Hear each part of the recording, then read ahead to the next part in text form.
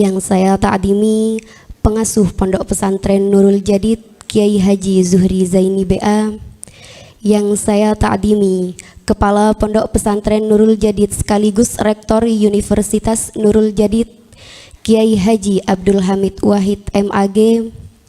Yang saya ta'dimi jajaran pimpinan UNUJA Kepala Perpustakaan Universitas Nurul Jadid Ibu Amelia Herlina SIP MKom. Yang saya ta'dimi pula penyaji kita pada pagi hari ini Bapak Dr. Amin Muzakir yang telah berkenan hadir, dan tak lupa pula para undangan, para hadirin dan para peserta offline maupun online yang berbahagia. Pertama, marilah kita panjatkan puja dan puji syukur kehadirat ilahi Rabbi, yang mana berkat rahmat dan nikmatnya, hidayah dan inayahnya kepada kita, sehingga kita bisa berkumpul dan bisa mengikuti acara pada pagi hari ini. Sholawat serta salam semoga tetap tercurah limpahkan kepada junjungan kita, sang revolusioner dunia, Nabi akhir zaman, yakni Nabi Muhammad sallallahu alaihi wasallam, yang mana telah membawa kita dari zaman jahiliyah menuju zaman yang terang menderang seperti yang kita rasakan pada pagi hari ini. Baik, saya di sini selaku pembawa acara, selaku pemandu acara akan membacakan rentetan acara pada pagi hari ini. Acara yang pertama yakni pembukaan. Acara yang kedua yakni sambutan Kepala Perpustakaan Universitas Nurul Jadid. Acara yang ketiga yakni acara inti bedah buku Feminisme Kritis Gender dan Kapitalisme dalam Pemikiran Nancy Fraser, yang akan dipaparkan nanti oleh penyaji kita Bapak Dr. Amin Muzakir. Acara yang selanjutnya yakni sesi tanya jawab. Kami batasi untuk offline 2 penanya dan untuk online 2 penanya. Acara yang selanjutnya yakni penutupan untuk online. Acara yang selanjutnya yakni pemberian door prize dan cindera mata kepada penyaji dan peserta. Acara yang terakhir sambutan sekaligus doa. Baiklah para hadirin dan peserta offline maupun online, marilah kita buka acara pada pagi hari ini dengan pembacaan umul kitab, dengan harapan semoga acara pada pagi hari ini berjalan seiring dengan ridhonya. Ala hadihin niyah wa ala kulli niyatin salihah. Al-Fatihah. Terima kasih kami sampaikan. Dilanjut dengan acara yang selanjutnya yakni sambutan kepada yang terhormat Kepala Perpustakaan Ibu Amelia Herlina SIP MKom, kami persilahkan.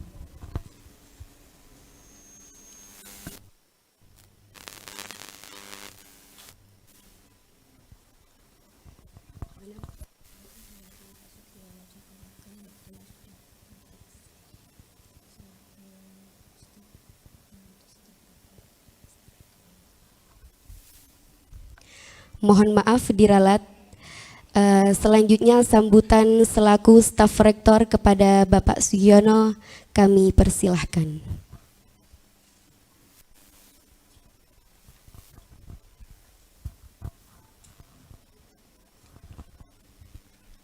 Bismillahirrahmanirrahim. Assalamualaikum warahmatullahi wabarakatuh. Bismillahirrahmanirrahim. Alhamdulillahi rabbil alamin.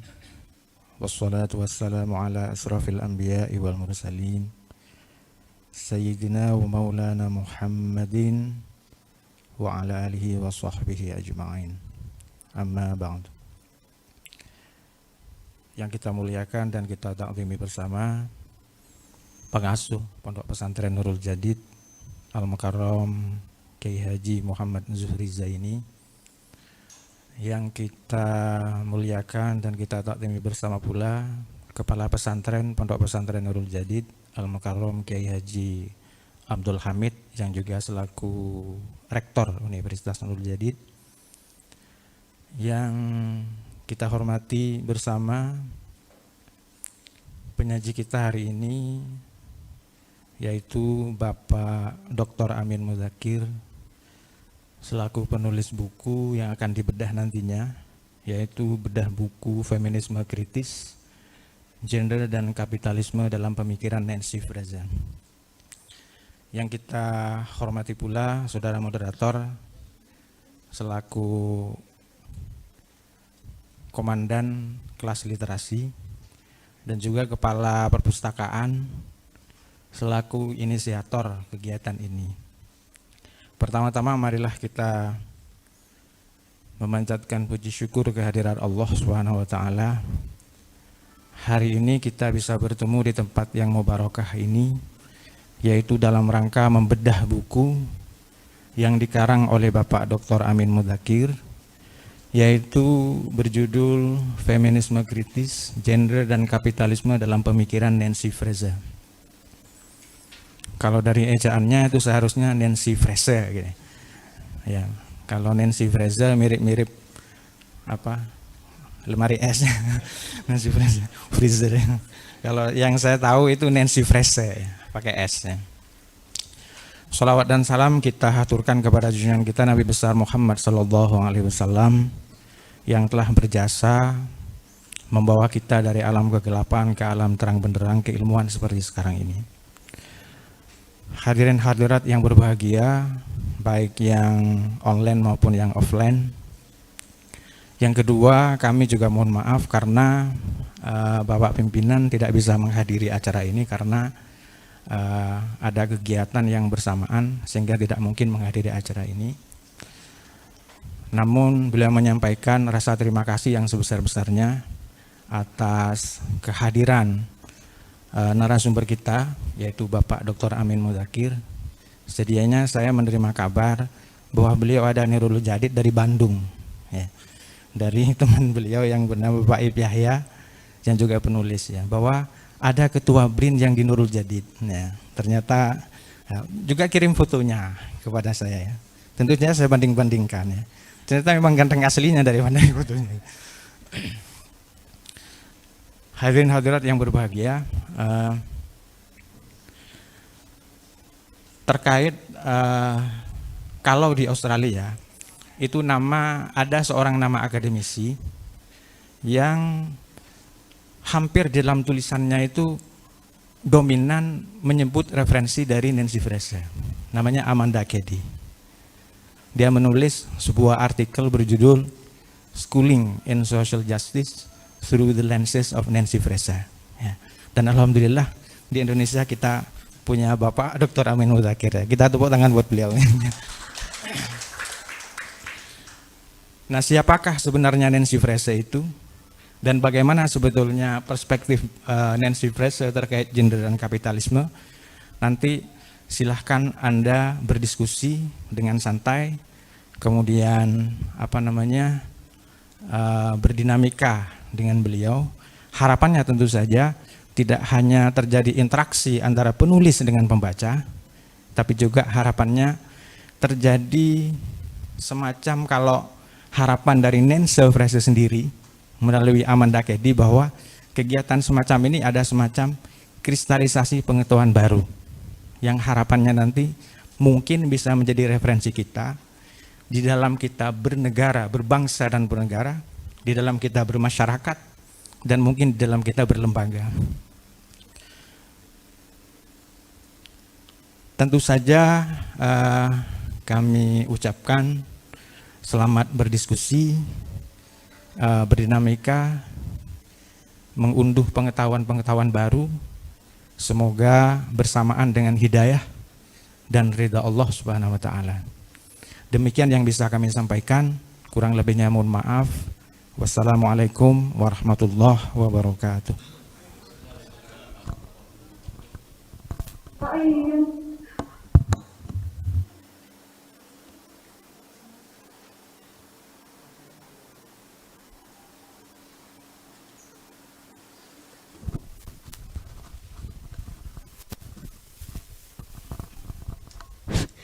Terima kasih kami sampaikan Sebelumnya, selamat datang untuk Nyai Hajah Khadijatul Qadriyah APSAG MM PUB MSI yang telah berkenan hadir pada acara pagi hari ini. Acara selanjutnya yakni acara inti, bedah buku Feminisme Kritis Gender dan Kapitalisme dalam Pemikiran Nancy Fraser, yang akan dipaparkan oleh penyaji kita pada pagi hari ini. Kepada Bapak Dr. Amin Mudzakkir, waktu dan tempat kami persilahkan. Dan yang akan dipandu oleh moderator kita pada pagi hari ini kepada Bapak Ahmad Syahida PhD, waktu dan tempat kami haturkan.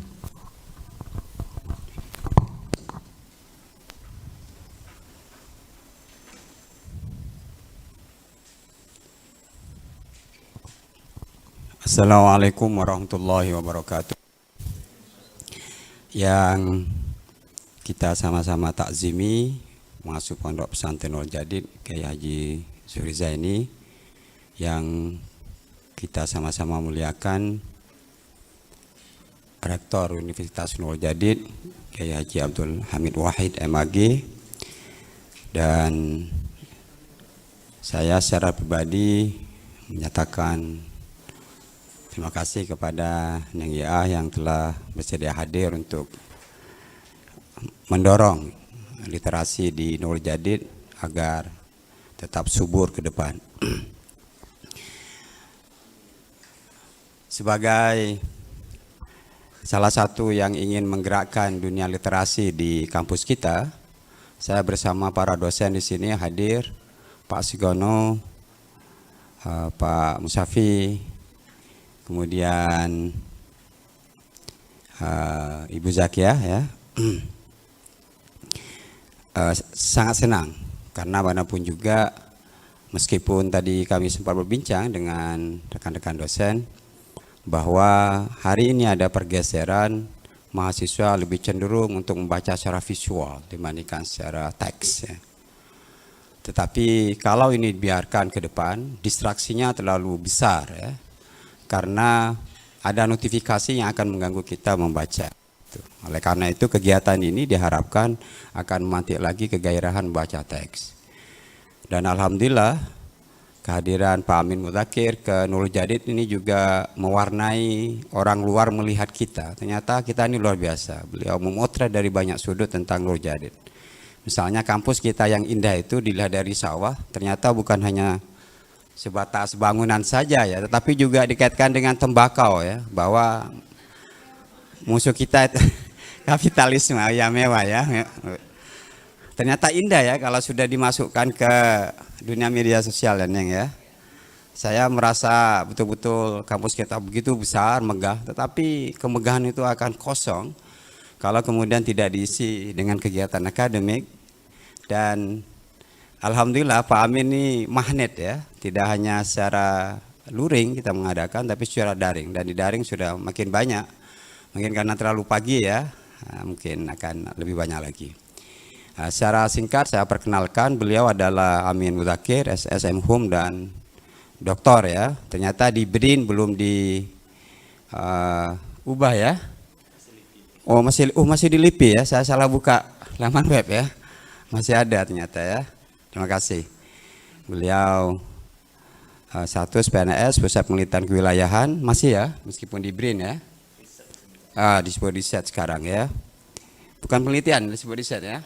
Oh ya, makin ke Inggris-Inggrisan ya. Golongan 4A pembina, masih 4A ya. Sudah naik dikit sebab sudah S3 ya. Kemampuan bahasa Inggris, sebenarnya ada bahasa Arab dan bahasa Tasik. Pertama saya ketemu di rumah Rafayat ya. Saya tanya apakah beliau dekat dengan rumah Roma Irama ya. Alhamdulillah sama Tasik ya. Yang perlu saya sampaikan terkait dengan Nancy Fraser ini adalah mengapa kemudian kita perlu menghadirkan bacaan-bacaan di luar turos. Ini penting sebab saya melihatnya sebagai santri kita sudah selesai membaca kitab kuning. Yang belum kita dilakukan secara sungguh-sungguh adalah bagaimana kita membaca teks luar, sebab pengetahuan yang sedang dominan itu adalah dari barat.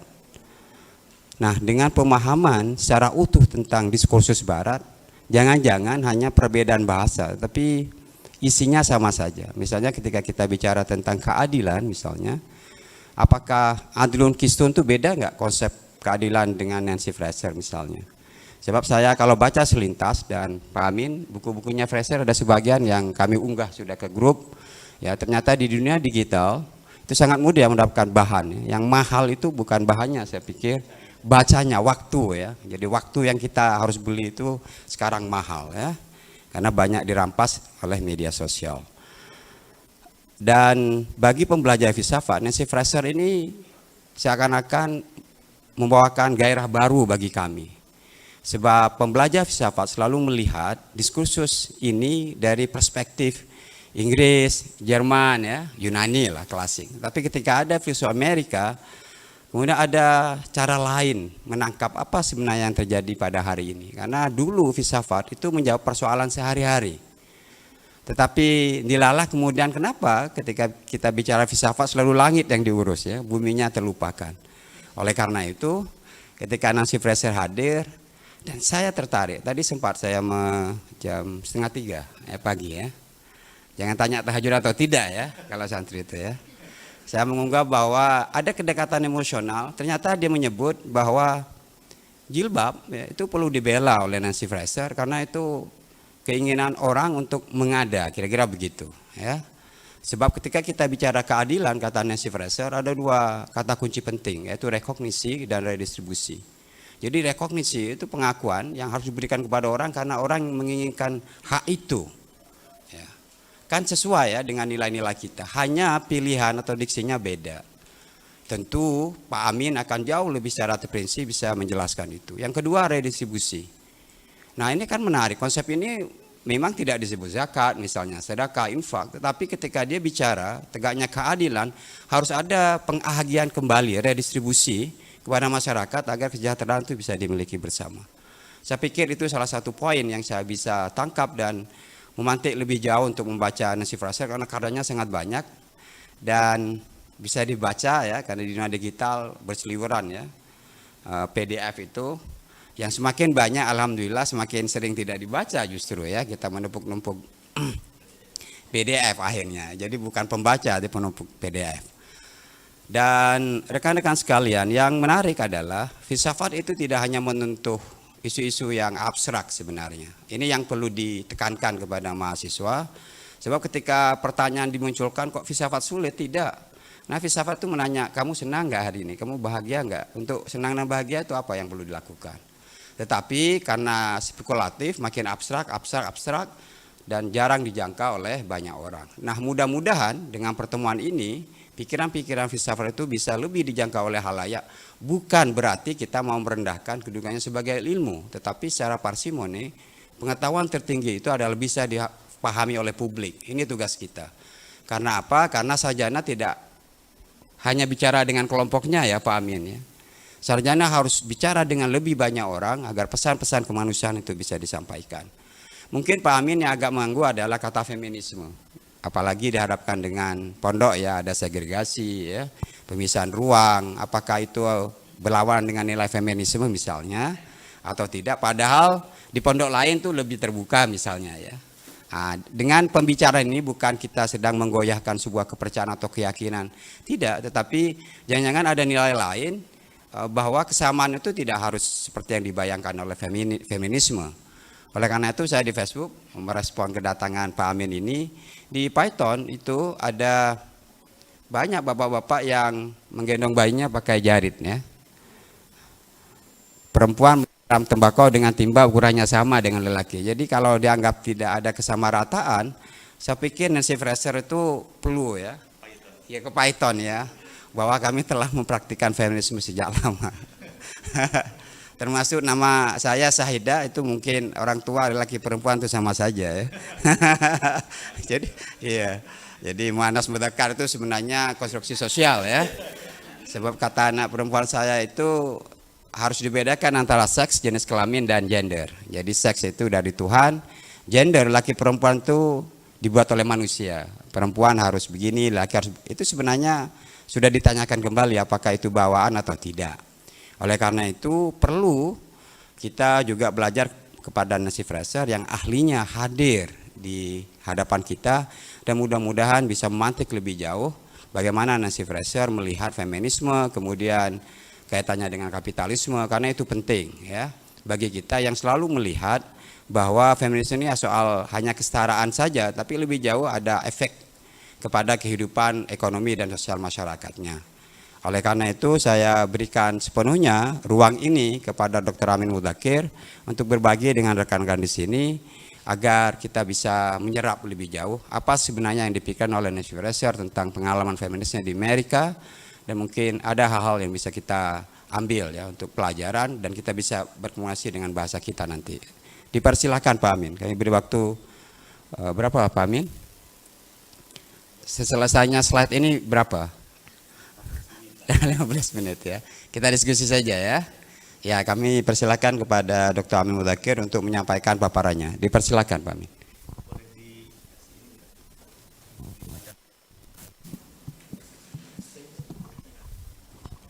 Baik, terima kasih Pak Ahmad Zahidah. Assalamualaikum warahmatullahi wabarakatuh. Pertama-tama saya ucapkan terima kasih setinggi-tingginya kepada pengasuh Pondok Pesantren Nurul Jadid, juga kepada Bapak Rektor, kepada para pengurus, kepada para dosen, sehingga saya diperkenankan untuk hadir dalam kesempatan yang sangat mulia ini ya. Saya sendiri sebenarnya sedang berada dalam satu penelitian sejak minggu lalu ya, dan saya sangat terhormat karena diberikan kamar yang sangat luas di atas itu. Saya kaget karena apa saya salah kamar gitu ya. Tapi ternyata benar sekali itu kamar saya, dan itu di atas bintang 5, bintang 9 itu.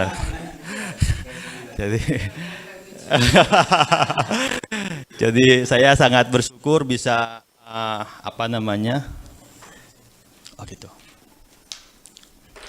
bisa diperkenankan untuk hadir dan bahkan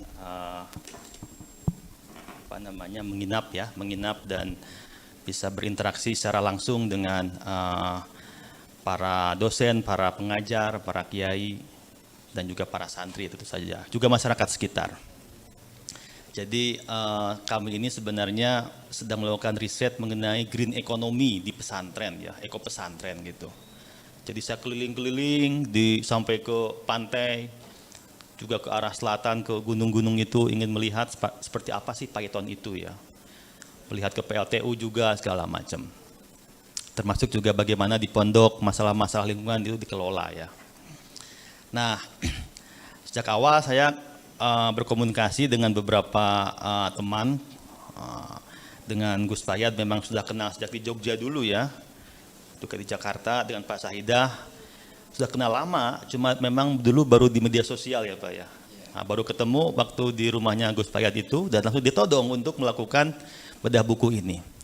Sesungguhnya ini buku ini belum terbit, jadi buku ini masih dalam masa pre-order sampai 29 Juni 2022 ini. Ini diangkat dari disertasi saya di Sekolah Tinggi Filsafat Triarkara akhir tahun kemarin. Saya berikan kepada redaktur di Gramedia Pustaka Utama lalu diterbitkan. Jadi ini bedah buku in absentia ya, jadi bukunya nggak ada, belum ada ya. Tapi nanti bisa dibeli ini buku ini. Ini masih dalam rangka untuk pemesanan sehingga memang belum bisa dihadirkan secara langsung. Oke, langsung dimasukin aja. Monggo, di mana? Nah, pada kesempatan pagi ini saya akan berbicara pada dua level ya. Pertama-tama saya ingin cerita mengenai proses, apa kita bisa bilang, proses kreatif lah mungkin ya. Proses kreatif sampai muncul buku ini gitu ya. Ini kan kelas literasi ya, saya ingin berbagi pengalaman bagaimana melakukan riset dan bagaimana menulis, juga menerbitkan sebuah naskah gitu ya. Jadi bagi saya, sekolah itu ya harus menulis dan harus menerbitkan karya tersebut gitu. Kalau cuma sekolah gitu ya, tamat S1, S2, S3, lalu setelah itu nggak dikenal ini ahli apa gitu ya, nggak pernah ada di Google tulisannya, nah, itu berarti dipertanyakan. Jadi bagi saya kelas literasi ini penting karena memacu kita untuk berkarya ya. Ini gimana cara menyambungkannya? Oh gitu, enggak, ini pakai ini soalnya langsung. Oke, jadi saya ingin cerita begini. Saya itu selesai S2 itu bulan Maret 2015. Nah, bulan Maret 2015 itu sebulan kemudian saya langsung kemudian daftar S3. S3 itu kan kalau nanti teman-teman semua sekolah lanjut begitu ya, S2, S3 itu nanti harus bikin proposal disertasi gitu ya. Saya ditantang untuk bikin itu ya, jadi saya diminta bikin disertasi, coba diinikan bagaimana caranya. Dalam waktu satu bulan. Nah, kebetulan nama Nancy Fraser itu, ini orangnya nih, udah sepuh ya. Dia kelahiran tahun 45 kalau nggak salah ya. Sekarang usianya sudah berapa? Belum 80 ya, belum 80. Nah jadi saya dalam waktu 1 bulan itu menulis proposal. Waktu itu saya baru membaca buku Nancy itu mengenai keadilan saja. Jadi saya bikin proposal, saya serahkan kepada program S3 di STM Tirakara, diberi pembimbing Romo Magni Suseno, seorang yang sangat terkenal ya.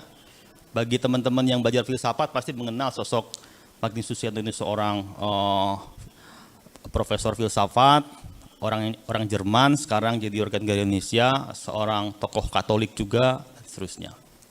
Nah, ketika saya mengajukan proposal itu sederhana, keadilan menurut Nancy Fraser.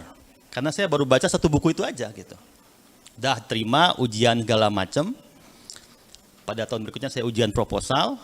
Lalu setelah itu saya membaca buku banyak mengenai Nancy Fraser. Saya baca seluruhnya. Jadi saya baca seluruh buku Nancy Fraser yang pertama ya, dia itu publikasi pertama tahun 80-an. Tahun 80 lah, 81, 82. Sampai yang terakhir tahun 2022 awal. Maaf, 2021 pertengahan lah sampai saya kemudian ujian disertasi ya. Itu saya baca semua ya. Nah, setelah saya baca semua, saya merasa kalau cuma keadilan saja yang dibahas itu nggak cukup ya. Jadi ternyata setelah saya baca seluruh karya Nancy Fraser itu ada 3 tema yang dia geluti. Pertama soal keadilan, yang kedua soal ruang publik, yang ketiga soal negara kesejahteraan. Itu berkembang. Nah itu ya, riset itu yang baik itu berkembang ya. Jadi kita jangan kaget, jangan bingung kalau misalkan kalau nanti teman-teman bikin skripsi atau tesis itu ya, itu beda sama proposal, itu sangat memang begitu gitu ya. Jadi kalau Anda bikin proposal skripsi tesis sudah tahu sudah tahu hasilnya, ya itu bukan penelitian, itu namanya dukun.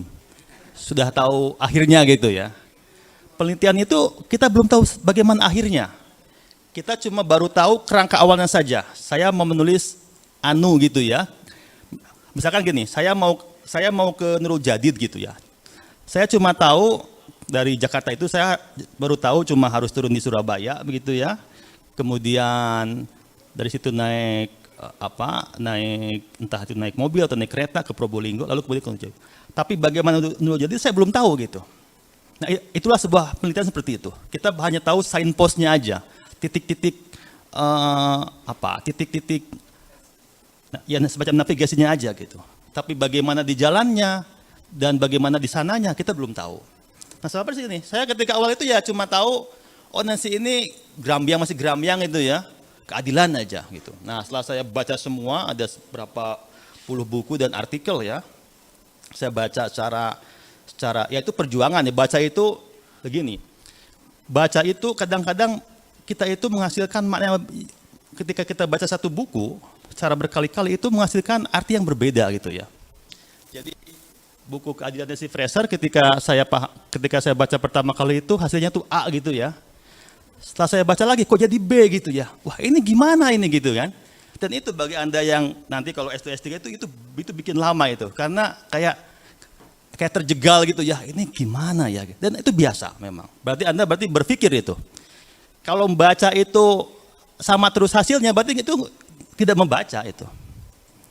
Baca itu kan sebuah proses interaksi ya, dialektika ya antara teks dan kita sebagai pembaca. Jadi kalau misalkan kita baca hasilnya sama aja, berarti ya itu cuma baca-baca, enggak serius lah, bukan close reading gitu ya, bukan close reading. Saya dengar dari Pak Saida dan teman-teman itu di sini di Nujadi ada kelompok pojok surau ya, yang katanya membaca secara ketat. Wah itu kalau itu memang sebuah tradisi luar biasa ya, membaca ketat itu artinya juga membaca berulang-ulang ya. Apalagi sebuah teks filsafat itu nggak bisa dibaca sekali itu. Saya pernah ya semester di S2 itu membaca teks Politeia dari Platon itu ya, The Republic. Dalam bahasa Inggris ya, bukan dalam bahasa Yunani itu, bukan. Dalam bahasa Inggris. Itu rupanya cara bacanya itu mirip cara baca kitab kuning di pondok. Jadi kan Politeia itu dibagi atas korasan-korasan gitu ya. Itu ada nomornya. Jadi misalkan minggu ini kita membaca bab sekian, ayat sekian gitu-gitu. Dan dibaca secara harfiah. Si dosen itu, Romo Setio, alumni dari Sorbonne, dia baca secara harfiah, dibacakan bagaimana cara membacanya, dan kurang lebih bagaimana tafsir otoritatif mengenai itu gitu ya. Jadi jangan nafsir seenaknya aja, ada otoritasnya nafsir itu.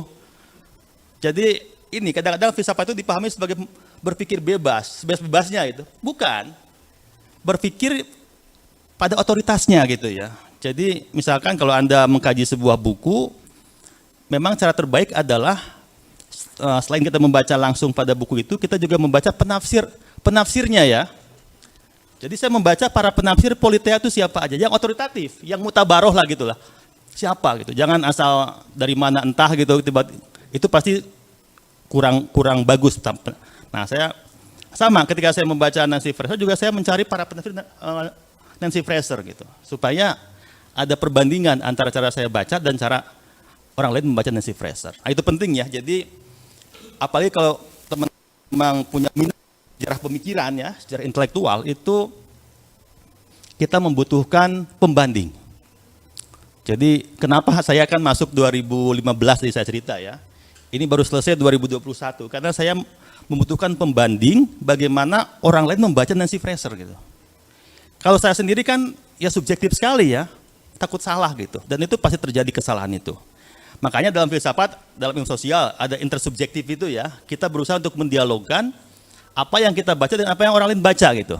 Nah, semakin banyak kesamaannya berarti semakin valid, semakin otoritatif gitu. Kalau cara baca kita jauh beda sama yang dikatakan para penafsir yang serius, yang otoritatif, berarti cara kita baca itu dipertanyakan. Nah, kembali ke cerita ini. Kemudian saya membaca seluruh karya Nancy Fraser, keadilan, ruang publik, dan kesejahteraan. Ini kan 3 tema yang terpecah-pecah gitu ya. Kalau kita nulis karya ilmiah yang serius, itu harus dibikin sebuah konsep yang mengikatnya. Gitu ya. Nah, 3 ini apa yang mengikatnya gitu ya. Lalu baru pada tahun ketiga penelitian, mungkin tahun keempat penelitian, saya menemukan kata feminisme. Dulu saya nggak ada ide menulis tentang feminisme. Saya juga agak sedikit dianggap sedikit suka nyinyir pada feminisme gitu kan. Ini tiba-tiba kok feminisme gitu ya. Tapi tak terelakkan karena bagaimana bisa kita memahami seluruh pemikiran ini si Ibu Nancy ini kalau kita tidak memulai dari hal yang paling mendasar dari pemikirannya, itu feminisme kritis. Nah, lalu saya memutar kembali langkah untuk membaca sejarah pemikiran feminisme sejak awal ya, sejak abad ke-18 gitu lah ya, 18, akhir abad ke-19, awal abad ke-20 sampai sekarang. Itu kan ada banyak tahapannya ya, ada gelombang pertama gitu ya, ada gelombang kedua, sekarang gelombang ketiga, bahkan keempat. Nah itu makin lama. Jadi kalau ada teman S3 lama saya bisa memaklumi. Memang capek S3 itu, capek. Memutar-mutar gitu ya. Memutar-mutar, betul itu. Jadi jangan sampai nanya kapan selesai, itu saru sekali tuh. Kapan selesainya? Wah itu bikin hati itu Nggak ini, karena itu pasti memutar-mutar. Saya misalkan awal-awal tidak terpikir mau mengkaji feminisme, tapi di tahun ketiga gitu ya, kok harus feminisme? Saya muter kembali ke literatur mengenai feminisme. Itu kan ada ribuan ya, ratusan. Nah, kita harus memilih yang paling pokok. Ada milestone ya, ada titik tonggak yang paling pokok. Jadi di semua ilmu itu ada buku-buku pokoknya gitu ya. Nah, itu harus kita baca itu. Saya baca tuh dari mulai Mary Wollstonecraft yang paling awal itu pada abad ke-18 itu. Kemudian feminis awal abad ke-20, para feminis sosialis di partai komunis di Eropa ya, sampai ke era 50-an. Misalkan Simone de Beauvoir yang paling terkenal itu ya. Feminisme psikoanalisis lah gitu-gitu ya. Nah itu jadi. Lalu setelah saya berjuang hampir setahun untuk membaca itu, saya menemukan tambahan kritis. Jadi bukan hanya feminisme, tapi feminisme kritis.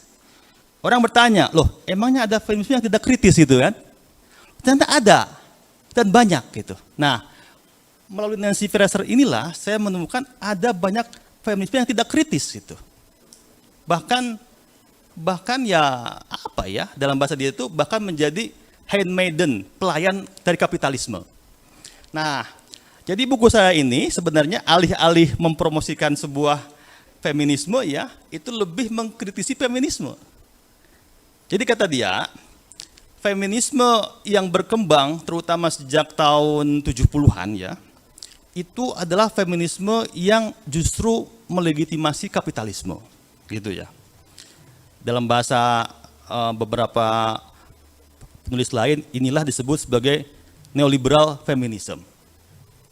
Nah di Indonesia itu jarang dibahas kan, jarang sekali orang menghubungkan feminisme dan kapitalisme, jarang sekali. Umumnya orang ngomong tentang patriarki ya, pokoknya patriarki ya sebagai makhluk yang paling tercela dan paling terkutuk itu patriarki. Nah rupanya kalau Anda membaca sejarah ini ya, sejarah pemikiran feminisme, itu ada debat yang panjang sekali antara bagaimana memahami patriarki dalam pengertian kultural dan juga kapitalisme dalam pengertian ekonomi gitu.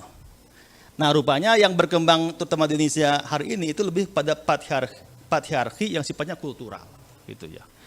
Jadi kalau Anda mengenal seperti aliran feminisme radikal, feminisme liberal gitu ya, itu umumnya adalah mereka yang bertujuan untuk melawan patriarkisme dalam pengertian kultural. Maka kemudian seringkali dia berbenturan dengan agama gitu ya, karena kultur itu kan juga agama kan, sistem atau tadi bahasa apa saja itu konstruksi bangunan sosial yang diciptakan oleh masyarakat tertentu gitu ya. Nah, termasuk hal-hal yang sebenarnya bersifat manner ya, etik tata cara ya. Tadi disebutkan seperti hijab gini ya. Mungkin kalau seorang feminis Amerika, feminis barat yang anti agama gitu ya, yang sekuler garis keras itu, ketika dia datang ke sini pasti dia berkata, wah, untuk ini hijabnya itu di tengah, bukan melintang ya, bukan kalau laki-laki di depan perempuan di belakang, lah udah pasti dia akan ini. Ini hebatnya ya, jadi dipisahnya itu tapi lebih pada ini ya, pembagian ruang aja ya, bukan pemisahan. Nah, termasuk soal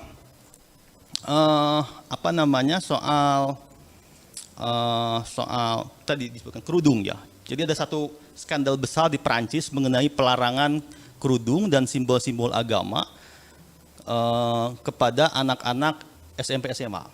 Itu baru 2004 itu. Jadi setelah rame-rame teror PTC itu, negara-negara barat kan mengeluarkan kebijakan-kebijakan yang bisa diyakini untuk menghadang Islam garis keras gitu. Maka muncullah kebijakan tadi pelarangan penggunaan simbol agama termasuk kerudung ya di mana di Prancis. Itu menimbulkan kontroversi. Para feminis itu terpecah. Sebagian yang liberal gitu ya mendukung itu. Wah itu bagus karena hijab ini simbol ketundukan pada patriarkisme agama gitu. Yang lain menolak karena bagi mereka, loh, jangan-jangan justru orang itu sadar menggunakan jilbab secara rasional gitu. Dia memilih jilbab sebagai bagian dari pilihan bebasnya gitu. Dan juga pilihan yang sadar gitu, sadar secara rasional dan juga sadar secara politis. Karena apa? Karena misalkan saya kemudian masuk ke dalam diskusi mengenai bagaimana feminisme di negara-negara Muslim ya. Ada buku bagus dari Sabah Mahmud itu, Politic of Piety. Dia menulis kajian, dia riset S3 antropologi di Kairo di kalangan para akhwat, para aktivis ikhwan muslimah, aktivis muslimah ikhwanul muslimin lah gitu ya. Jadi sementara para feminis itu menyinyiri mereka, wah ini orang-orang yang tertundukkan oleh Islamisme gitu. Nah, si Nancy itu masuk ke dalam, dia etnografi selama setahun lebih gitu. Dia sendiri dia sendiri sangat sekuler ya, orang perempuan Muslim Pakistan, tapi dia riset mendalam gitu ya. Dia mengikuti seluruh kegiatan keseharian perempuan aktivis akhwat ini, dan dia menemukan bahwa justru dengan mengenakan jilbab, bahkan niqab ya, bahkan niqab itu kan cadar gitu ya, dan terlibat dalam kegiatan keagamaan, mereka justru mendapatkan liberasinya. Jadi liberasi itu kata Nancy itu, kata Sabahmu yang juga dikutip oleh Nancy ya, itu bukan keluar, bukan bebas dari, tapi masuk ke dalam agama, itu liberasi gitu. Itu pemanaannya begitu.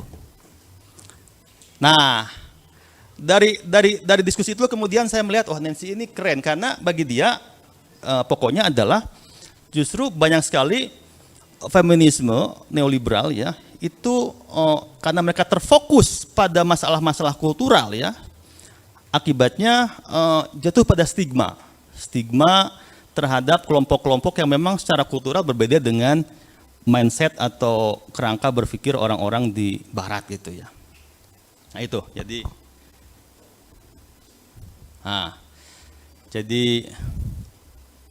ini, lalu kemudian saya menggali apa itu critical feminism atau feminisme kritis itu. Rupanya, ini saya masuk ke bagian yang lebih substansial ya. Teman-teman yang belajar filsafat atau ilmu sosial pasti bisa mengikutinya.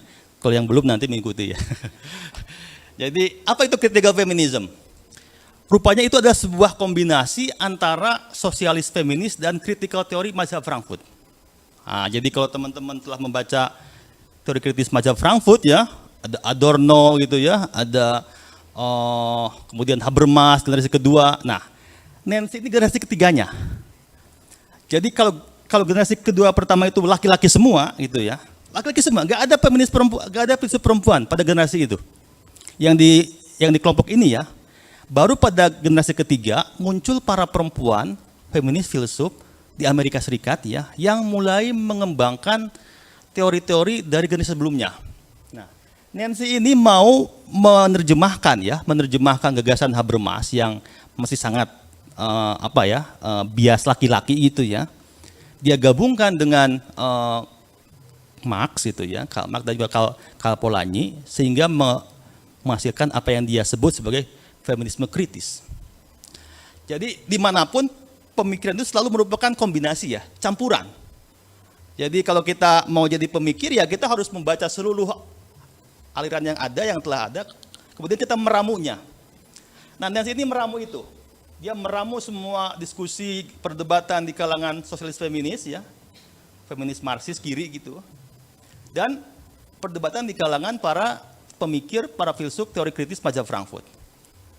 Nah, kata dia begini, pemikiran di kalangan feminis sosialis itu bagus gitu ya, keren, cuma tidak cukup karena masih dia bilang tidak memberikan ruang pada isu identitas itu ya, karena kelas kan, isunya kelas sekali. Nah, sementara yang teori-teori kritis mazhab Frankfurt itu keren, bagus, tapi kurang beri perhatian pada isu-isu gender. Nah, dia gabungkan. Jadi kritis di situ itu merujuk pada critical teori sebenarnya, critical teori dan sosialisme ya, atau Marxisme gitu. Tuh. Nah, saya akan masuk sedikit ke tema-tema Tadi di awal saya bilang ada 3 tema. Ada 3 tema yang diperbincangkan oleh Nancy Fraser itu. Pertama adalah keadilan, justice ya, kemudian ruang publik, kemudian ketiga welfare state atau kesejahteraan. Nah, pada tema-tema keadilan dia itu berdebat dengan seorang pemikir, mungkin sekarang pemikir terpenting Jerman ya, namanya Axel Honneth. Dia ini sekarang menduduki jabatan direktur sekolah Frankfurt yang dulu dipegang oleh Habermas ya. Jadi kalau teman-teman pernah baca Habermas, nah ini penulisnya itu Axel Honneth. Seorang laki-laki ya, Jerman, udah sepuh juga. Dia berdebat dengan Axel itu untuk mengetahui, untuk menerjemahkan bagaimana konsep-konsep teori krisis itu diterjemahkan dalam situasi sekarang, kontemporer itu ya. Nah beda pendapat. Menurut satu pokok yang dikemukakan oleh Nancy begini. Keadilan itu sekarang itu terlalu banyak ngurusin soal identitas. Multikulturalisme gitu kan, minoritas gitu kan. Pokoknya tentang bagaimana keberbedaan itu diakui. Itu aja diurusi. Makanya kalau teman-teman di kuliah ya, di dalam buku-buku ilmu sosial humaniora lah ya secara umum, sejak tahun 70 itu yang diurus itu adalah tentang keragaman kultural, kemajemukan. Itu aja terus menerus tentang bagaimana orang minoritas ini diakui dalam negara bangsa ya, dalam komunitas negara bangsa. Entah itu komunitas berdasarkan etnis, agama, bahkan orientasi seksual, gitu kan. Wah sekarang kan soal LGBT kan ramai sekali kan, dan kita dipaksa ya, dalam arti dipaksa harus mengakui itu gitu kan. Meskipun saya sendiri sebagai orang yang dihidupi dari tradisi keagamaan kan masih ada ya gimana ya gitu-gitu kan, kok belum bisa menerima begitu saja kan. Gitu. Kita punya kerangka normatif yang belum bisa menerima, apalagi kalau pernikahan sejenis ya, wah jelas itu Romo Magni Susiono pun itu menolak itu. Jadi kalau Anda ditanya orang terus merasa tidak setuju, ya bilang aja nggak setuju dengan alasan tertentu ya. Bukan suatu yang harus merasa, wah nanti nggak dianggap progresif gitu ya, nggak usah. Bilang aja nggak setuju gitu ya. Tentu dengan alasannya gitu ya. Jadi, nah ini pentingnya filsafat itu justru kita memberikan kita satu kerangka untuk menjawab pertanyaan-pertanyaan yang seringkali, apalagi santri itu kan seringkali ini kan orang-orang santri itu seringkali diasumsikan sebagai kelompok yang secara intelektual itu konservatif gitu ya. Nah kita tuh perlu membalas itu ya dengan filsafat gitu. Kita rebut filsafat itu, kita baca ulang dengan cara kita gitu. Makanya saya 12 tahun sekolah di filsafat ini ya untuk itu sebenarnya ya. Saya masuk S2 itu 2010 sampai 2015. Saya S2 itu lama, 5 tahun. Bukan contoh yang baik ya. Saya 5 tahun, langsung S3 7 tahun. 12 tahun saya SD. Nah itu. Nah, kata Nancy itu, sementara itu saat yang sama isu keadilan dalam pengertian redistribusi itu terlupakan. Jadi bagaimana harta sumber daya dibagi di antara warga negara itu dilupakan. Jadi orang ngurusi aja soal bagaimana mengakui hak minoritas, gitu-gitulah ya. Kebinekaan, kemajuan. Kata Nancy itu tidak salah, tapi bukan satu-satunya. Masih banyak isu-isu lain soal ekonomi politiknya, soal bagaimana mendistribusikan sumber daya alam itu ya, soal bagaimana membagi harta publik lah kepada warga negara, itu terlupakan. Nah itu kata Nancy. Yang kedua soal keadilan ini dia mengkritik teori-teori keadilan yang terutama hanya berbasis negara bangsa. Bagi dia, lalu bagaimana dengan nasib para pengungsi, ya? Orang-orang Rohingya itu kan gimana nasibnya itu? Mereka sudah terusir mereka kan dari Bangladesh gitu ya, karena kolonialisme mereka masuk ke dalam Myanmar, terusir dari kampung halamannya gitu kan. Di sini pun mereka tidak diterima, lalu mereka harus berharap pada siapa gitu. Dan secara normatif, teori-teori keadilan itu selalu merujuk pada negara sebagai pemutus akhirnya gitu. Kata dia itu ya bagi kalian yang warga negara yang telah ini, tapi bagi para pengungsi gitu ya, bagi para pencari suaka, bagi para imigran TKI yang nggak punya dokumen itu gimana itu? Kan banyak kan orang-orang Indonesia itu yang berangkat ke Malaysia, ke Saudi itu kan visanya itu bukan visa kerja, visa turis. Lalu setelah 3 bulan mereka nggak punya hak untuk tinggal sebenarnya. Masa iya mereka kemudian boleh sewenang-wenang diusir gitu ya, di penjara itu. Persis pada hal seperti itulah Nancy mengajukan sebuah konsepsi keadilan yang sifatnya transnasional, atau dia bilang pasca Westphalian. Nah ini soalnya. Oke. Yang kedua soal ruang publik. Nah di sini Nancy Fraser itu membahas berbagai macam teori ruang publik liberal, terutama pada Habermas ya, yang menurut dia itu mengabaikan 4 hal. Pertama, mengabaikan soal ketimpangan sosial di ruang publik. Yang kedua, mengabaikan soal kemajemukan kultural. Yang ketiga, memisahkan ketat antara privat dan publik. Yang keempat, memisahkan ketat antara masyarakat sipil dan state dan negara. Nanti saya diminta anak-anak PMI itu ngomong ini nih, sipil society dan state. Saya nggak tahu ngomong apa. Nah, kata Nancy itu justru ketika konsepsi teori mengenai masyarakat sipil dan negara itu dipisah sedemikian rupa gitu ya, atau antara publik privat dipisah sedemikian rupa, itu berdampak buruk terutama pada perempuan. Misalkan begini ya, misalkan ketika ada KDRT ya, kan gini, dalam konsepsi di Barat itu ada 3 hal yang merujuk pada privat, itu ada 3 hal. Pertama soal seks, yang kedua soal uang, yang ketiga soal agama. Gitu. Jadi kalau orang ngomong, oh itu privasi gitu, itu privasi, nah itu menyangkut itu. Seks atau kehidupan intim di rumah, di rumah ya. Yang kedua soal uang, yang ketiga soal agama. Tiga hal itu nggak boleh ditanyakan, nggak boleh dipublikasi gitu ya. Nah, dampaknya apa? Dampaknya karena dianggap itu adalah barang hal privat, maka ketika ada masalah di situ, itu nggak boleh dipublikasi. Gitu. Ketika ada KDRT misalkan ya, itu kan urusan domestik, nggak usah lah diselesaikan secara baik-baik saja, gitu-gitu kan. Nah itulah persis.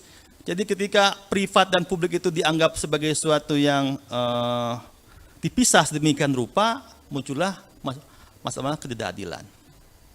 Banyak lah ya, saya cerita banyak hal di situ. Nah, intinya teori ruang publik yang ada, kata Fraser itu, tidak mencukupi untuk memahami keragaman kehidupan manusia, terutama yang dialami oleh perempuan dan kelompok-kelompok marginal ya. Tuh. Nah, terakhir soal negara kesejahteraan. Ini konsep yang mungkin anak-anak sekarang tidak pernah dengar ya. Apa itu? Nah, kalau teman-teman semua membaca buku ya sampai tahun 70-an itu banyak. Ini istilah yang dulu itu lazim. Tapi sejak 80-an ke sini ini hilang dari perpustakaan, hilang itu istilah ini. Karena apa? Karena ini dianggap suatu yang membebani negara gitu. Jadi negara dianggap tidak perlulah memberikan insentif kepada warga negara karena dianggap mahal ya. Nah, dalam konteks gender saya mau cerita soal gender ya. Itu ada dualisme antara laki-laki sebagai pencari nafkah ya, atau caregiver istilahnya, sebagai breadwinner, dan perempuan sebagai pengasuh, caregiver. Nah, tadi Pak Saidah telah cerita tuh di bagian awal mengenai laki-laki yang memakai jarit, naik motor dan menggendong anak gitu. Itu kan caregiver kan, merawat ya. Dan perempuan yang di sawah dengan bawa jerigen atau cangkul untuk menyiram. Itu kan sebuah fakta yang mengacaukan bayang kita mengenai laki-laki itu adalah pencari uang di luar rumah ya, mencari nafkah, dan perempuan di dalam rumah ngurus anak, ngurus orang tua gitu-gitu. Nah, di barat itu sangat kuat ini. Sampai sekarang bahkan di barat ya, itu kerangka berpikirnya adalah laki-laki itu ya pencari nafkah gitu. Sehingga apa? Sehingga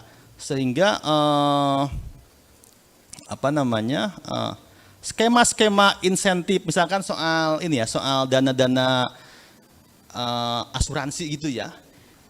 Itu dikenakan kepada pencari nafkah, bukan kepada para caregiver, kepada perempuan yang di rumah. Jadi dampaknya secara kelembagaan itu sangat. Jadi saya cerita satu sebagian di buku saya bab ke-5 ini mengenai bagaimana diskriminasi terhadap para pengasuh caregiver ya yang terjadi di Amerika Serikat. Nah, masalah muncul seperti ini sekarang. Sekarang kalau Anda semua nanti ditakdirkan hidup di ibu kota ya. Kan di ibu kota itu begitu. Suami kerja di luar rumah ya. Istri pun kerja di luar rumah gitu kan. Lalu yang ngurus anak siapa? Susah kan? Nah, itu. Bagi yang punya uang, kau gak punya uang siapa? Kan pasti menarik orang tua atau mertua kan, neneknya. Jadi para ibu-ibu sepuh itu udah bekerja puluhan tahun, kita kerjakan kembali gitu ya, dengan alasan untuk sayang cucu. Gitu. Nah, padahal faktanya hari ini di Jakarta lah yang saya tahu itu hampir lebih dari separuhnya itu sama-sama bekerja di luar rumah. Nah, bagi orang yang punya gaji di atas 20 juta sih tinggal ke child care atau baby penitipan anak lah ya, itu banyak sekali ya. Tapi bagi yang gajinya di bawah 5 juta, kalau nggak dititipin tetangga ke siapa? Susah kan? Akibatnya apa? Akibatnya anak-anak itu tumbuh menjadi anak-anak yang kurang perhatian, gitu-gitu. Nah, gitu-gitu. Dan negara, ini menarik ya, negara tidak pernah memberikan perhatian pada soal ini. Para feminis pun tidak pernah advokasi soal ini. Nggak ada feminis, mari sebenarnya ada. Jadi dalam peraturan Gubernur DKI zaman Ahok itu ada pergub itu yang mewajibkan seluruh gedung itu mempunyai child care. Nah, itu berarti lebih feminis daripada di barat sana gitu ya. Nah, makanya itu. Padahal isu paling penting itu pengasuhan anak. Jadi kalau Anda, ini yang belum menikah, tapi kalau Anda nanti sudah punya keluarga itu isu yang paling merepotkan itu. Apalagi kalau sama-sama kerja. Gitu ya, sama kerja. Nancy itu membahas itu. Jadi ini pengalaman yang real ya, konkret dihadapi terutama para kelas pekerja ya, yang tidak tahu harus bagaimana. Nah, saat yang sama negara karena neoliberalisme itu ya, itu menghentikan insentifnya pada isu seperti ini, karena bagi mereka itu urusan kalian lah, bukan urusan negara gitu, domestik. Gitu. Padahal enggak, dulu itu di zaman sosialis masih kuat ya, negara itu mensubsidi untuk titipan anak itu disubsidi. Jadi para pekerja itu ya mereka pagi-pagi nitipin anak gratis ya dulu ya, zaman 70-an, 80-an awal. Ya udah pulang sudah siap, sudah anak udah dimandiin itu udah siap itu pulang, enak. Gitu. Kalau sekarang kan enggak. Dia harus merogoh hampir separuh. Saya cerita sendiri lah ya. Saya punya anak tahun 2010. Sama-sama bekerja. Bingung kan? Gimana ini gitu-gitu. Dan rejim absen makin ketat kan, nggak bisa kita ini. Lalu saya harus menitipkan anak ke child care. Mahal sekali itu. 3 juta sebulan itu. Itu kan habis, Bu. Gaji saya kan habis buat Anda untuk itu kan. Apalagi masih asisten ahli kalau dosen ya udah. Itu berat itu. Nah, kalau yang masih punya mertua atau orang tua dekat, dititipin gitu kan, sore hari diambil. Kalau yang orang tuanya jauh, susah itu. Nah, gitu. Nah, ini jadi Nancy kemudian mengadvokasi bahwa feminisme pun harus masuk ke isu seperti ini gitu. Bukan hanya isu soal tubuh gitu ya, seksualitas, tapi isu kesejahteraan. Nah, ini yang saya suka dari dia tuh memang persis itu masuk ke wilayah-wilayah yang benar-benar saya alami juga gitu ya. Ini bukan isu yang jauh tapi isu kita semua gitu yang di sini gitu. Itu. Nah, juga saya ngomong tentang relevansi ya, relevansi Indonesia, saya ngomong banyak situ. Termasuk saya bilang begini.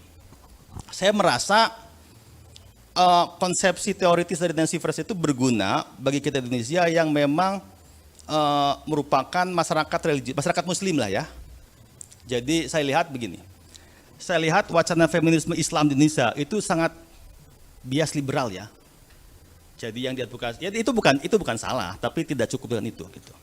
Makanya yang diadvokasi lebih pada kesetaraan dalam pengertian kesetaraan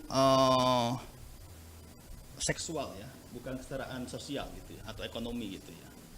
Jadi bagaimana laki-laki perempuan itu setara secara seksual.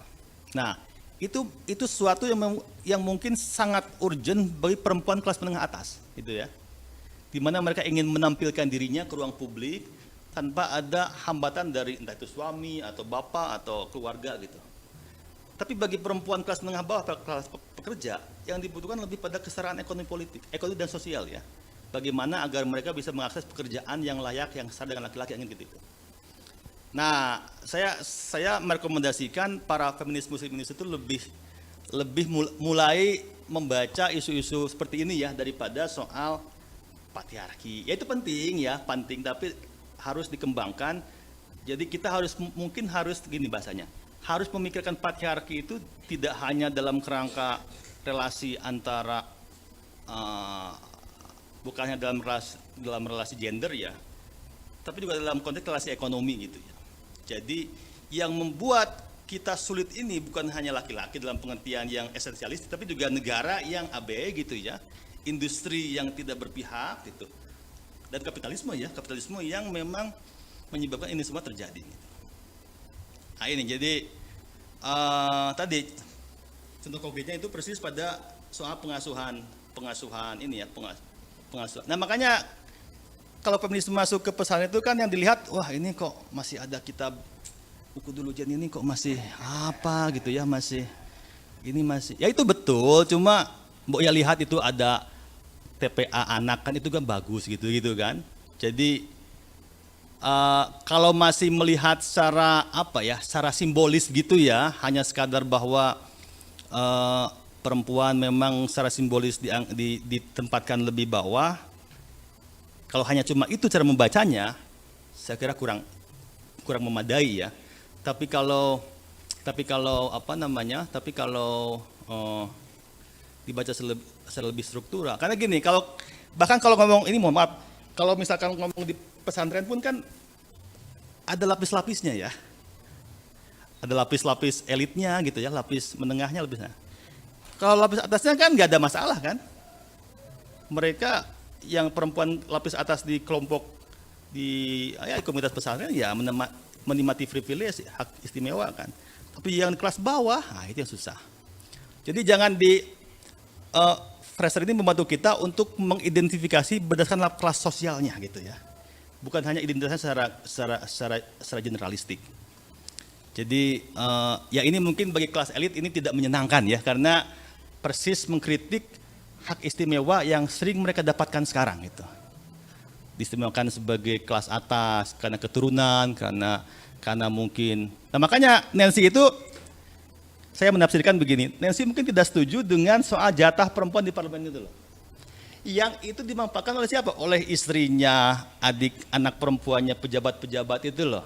Jadi bukan perempuan umumnya, bukan, tapi perempuan-perempuan yang ada di elit gitu ya. Saya pas ujian itu ditantang sama Roma Magnis. Anda setuju nggak dengan kuota 30% itu? Saya bilang, ya kalau kuota untuk pemilihan saya setuju. Tapi kalau harus nanti terpilih segitu ya enggak kan, yang milih kan rakyat kan. Tapi kalau memang dalam DPT itu ya itu memang harus lah. Karena kalau tanpa gitu seringkali perempuan dipinggirkan. Tapi kalau harus 20, harus 30% ada di parlemen. Nah, bagaimana caranya gitu? Kan susah kan, kecuali diangkat ya. Dan faktanya pun saya punya data statistik siapa perempuan yang sangat duduk di DPR itu ya. Ya keluarga elit laki-laki. bukan perempuan umumnya, bukan, tapi tadi anak istrinya, saudaranya, elit laki-laki itu. Jadi kalau kesetaraan dipahami secara generik, yang untung itu perempuan elit. Tapi perempuan kelas menengah bawah ya gigit jari gitu. Tetap aja. Itu ya kurang lebih gitu. Oke, saya kira itu ya. Saya juga kasih catatan kritis pada Nancy itu, biasalah kalau kalau nanti Anda S3 S2 itu kan harus bikin critical standing point lah ya, semacam apa novelty-nya gitu kan. Apa novelty-nya? Kalau cuma mengulang-ulang katanya, itu kan cuma. Dan itu makan waktu 2 tahun itu. Saya 2 tahun berjuang untuk menemukan apa sih novelty-nya ini gitu.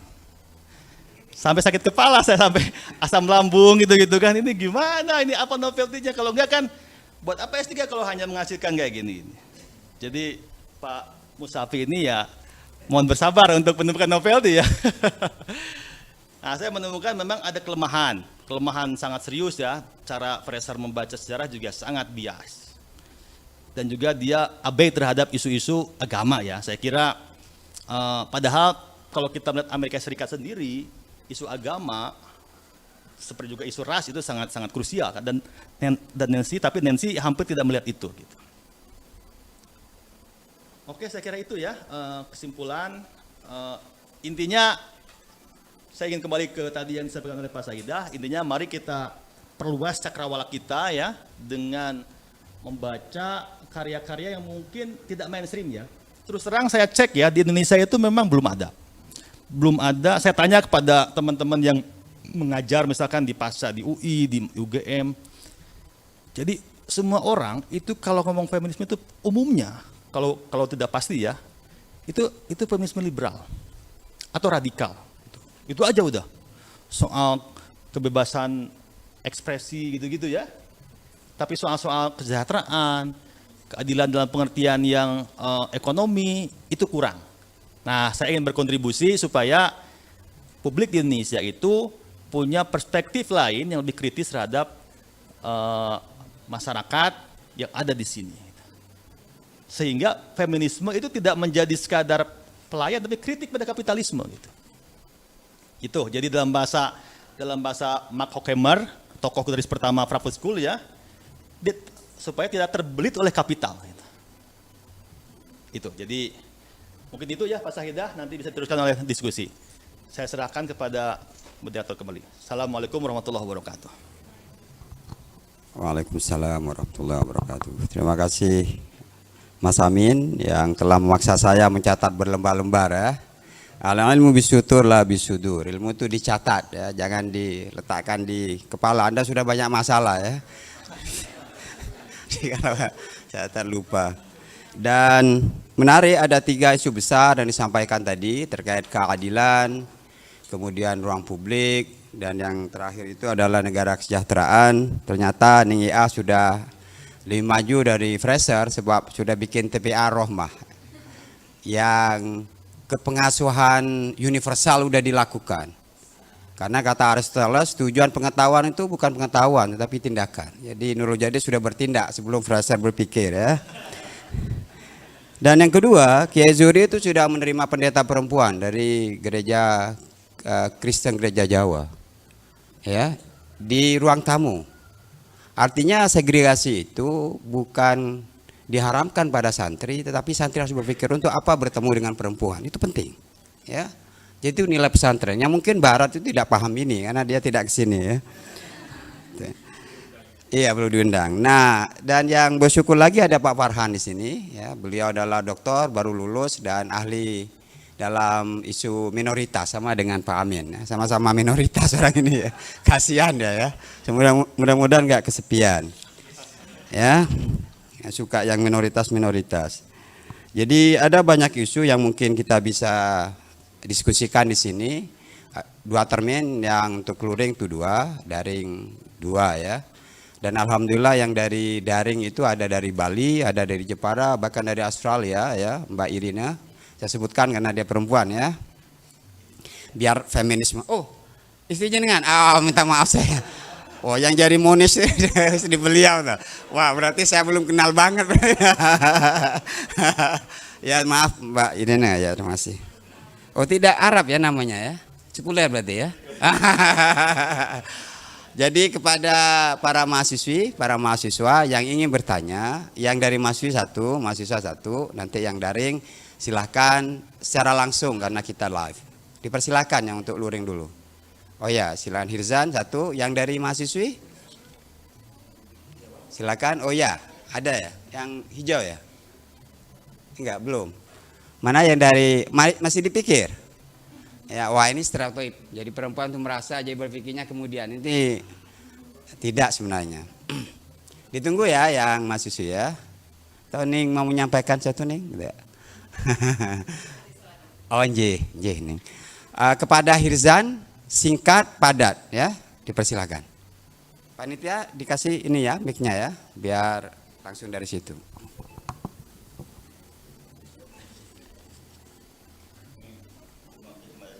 Bismillahirrahmanirrahim. Assalamualaikum warahmatullahi wabarakatuh. Sebelumnya kami sampaikan terima kasih kepada moderator yang telah memberikan kami kesempatan untuk bertanya. Pertanyaannya juga cukup singkat dan mudah.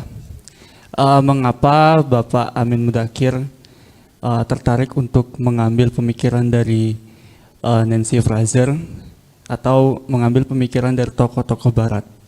Mengapa tidak mengambil pemikiran-pemikiran dari Timur Tengah seperti Aminah Wadud, Fatimah Mernissi, yang mereka banyak mengkritisi ulama-ulama yang bias gender dalam menafsirkan teks-teks agama seperti penafsir Ibnu Jarir At-Tabari, kemudian Imam Al-Qurtubi dan banyak lagi. Karena kan dan ada salah satu pemikir yang cukup unik ya. Biasanya kalau pembahasan tentang gender itu dampak dari ketidaksetaraan gender itu akan berdampak pada kekerasan seksual. Tapi ada salah satu penulis atau pemikir namanya Nawal El-Saadawi, mungkin tidak asing. Dia menulis novel yang menceritakan tokoh Firdaus yang memilih hidupnya untuk banyak melakukan aktivitas seksual dengan alasan untuk melawan budaya patriarki gitu. Nah, itu pertanyaannya. Dan juga kalau bicara tentang ruang domestik antara Barat dan Timur, justru malah lebih sempit di Timur Tengah daripada di Barat gitu. Jadi sepertinya lebih menarik jika Bapak mengambil pemikiran dari Timur Tengah. Karena seorang tokoh Arab reformis namanya Rifa'at Rafi' At-Tatahwi mengatakan bahwa perempuan-perempuan di Barat itu seperti anak yang dimanjakan, sedangkan perempuan-perempuan yang di Timur Tengah itu seperti bahan mebel gitu. Itu mungkin, terima kasih. Wassalamualaikum warahmatullahi wabarakatuh. Ya, silakan mahasiswi. Belum ya? Oke. Dijawab dulu atau kita ke daring, Mas Amin? Yang Hirzan tadi ada 2-3 isu. Langsung aja dulu ya. Untuk kepada yang daring, karena sangat banyak dari banyak negara, saya persilakan kepada Mas Amin. Terima kasih Mas, siapa namanya? Hirzan ya. Alasannya memang sangat praktis ya. Jadi saya sekolah di Sekolah Tinggi Filsafat di Ankara, itu kan sekolah filsafat barat ya. Filsafat barat, saya S2 itu nulis tentang Sheila bin Habib. Sheila ini seorang filsuf perempuan Yahudi, kelahiran Konstantinopel, Istanbul ya. Tapi sekarang tinggal di Amerika Serikat. Nah, ketika saya riset mengenai Sheila bin Habib ini, saya ketemu nama Nancy Fraser. Nah, 2 orang ini adalah, tadi saya bilang, generasi ketiga teori kritis Frankfurt School di Amerika Serikat. Jadi ini lahir dari sebuah interaksi intelektual ya. Jadi setelah saya mengkaji Sheila bin Habib, saya kemudian menemukan Nancy Fraser. Nah, dari mana saya ketemu nama Sheila bin Habib? Karena saya di LIPI itu riset mengenai migrasi. Saya riset antara 2010 sampai 2015 itu mengenai orang-orang yang termarginalisasikan, orang-orang Indonesia yang termarginalisasikan di Belanda. Jadi para TKI yang undocumented gitu ya, yang tanpa dokumen, para eksil 65 gitu ya, para orang-orang yang termarginalisasikan lah. Lalu saya mikir bagaimana filsafat yang abstrak itu menjawab soal-soal itu gitu ya. Bagaimana filsafat yang sedemikian tinggi itu bisa menjawab soal-soal atau bisa dibunyikan di hadapan mereka yang punya masalah-masalah soal dokumentasi di imigrasi gitu ya, yang siap dideportasi di imigrasi dan seterusnya. Nah, ketemulah Sheila bin Habib. Jadi kalau Anda belajar soal pengungsi ya, soal TKI ilegal, secara filosofis pasti akan berujung pada Sheila bin Habib. Nah, setelah itu adalah teman atau mitra diskusinya si Nancy Fraser ini. Gitu. Itulah kurang lebih seperti itu. Jadi saya itu berfilsafat itu karena saya berfilsafat itu bukan lagi duduk diam kemudian merenung-renung itu, bukan ya. Pagi-pagi ngopi terus apa yang harus difilsafatkan, bukan. Itu filsafat melamun ya, itu filsafat itu seringkali di Indonesia itu filsafat itu lahir dari orang-orang yang memang kurang kerjaan ya. Jadi mungkin telah punya banyak uang gitu ya, terus di sore hari mereka bikin teh manis gitu ya sama bakwan atau apa, terus mikir, terus melamun-lamun sampai dengar Roma Irama gitu kan. Ini filsafatnya apa gitu kan? Makanya filsafat yang kita pahami itu filsafat yang sangat esoteris ya, sangat indah gitu, indah sekali kan, yang tentang mirip pepatah-pepatah yang orang-orang tua itu, kayak gitu. Kalau saya enggak, saya ini ketemu orang-orang yang siap deportasi di Belanda itu. Terus saya harus ngomong apa nih secara filosofis gitu ya. Masa saya harus ngomong menurut Hegel gitu, ini susah, ini nggak masuk. Nah muncullah nama Sheila. Nah dari Sheila kemudian saya ketemu si Nancy Fraser. Nah, selain itu saya kira mungkin juga soal kemampuan bahasa. Saya terus terang nggak bisa baca teks bahasa Arab. Jadi bahasa itu ya.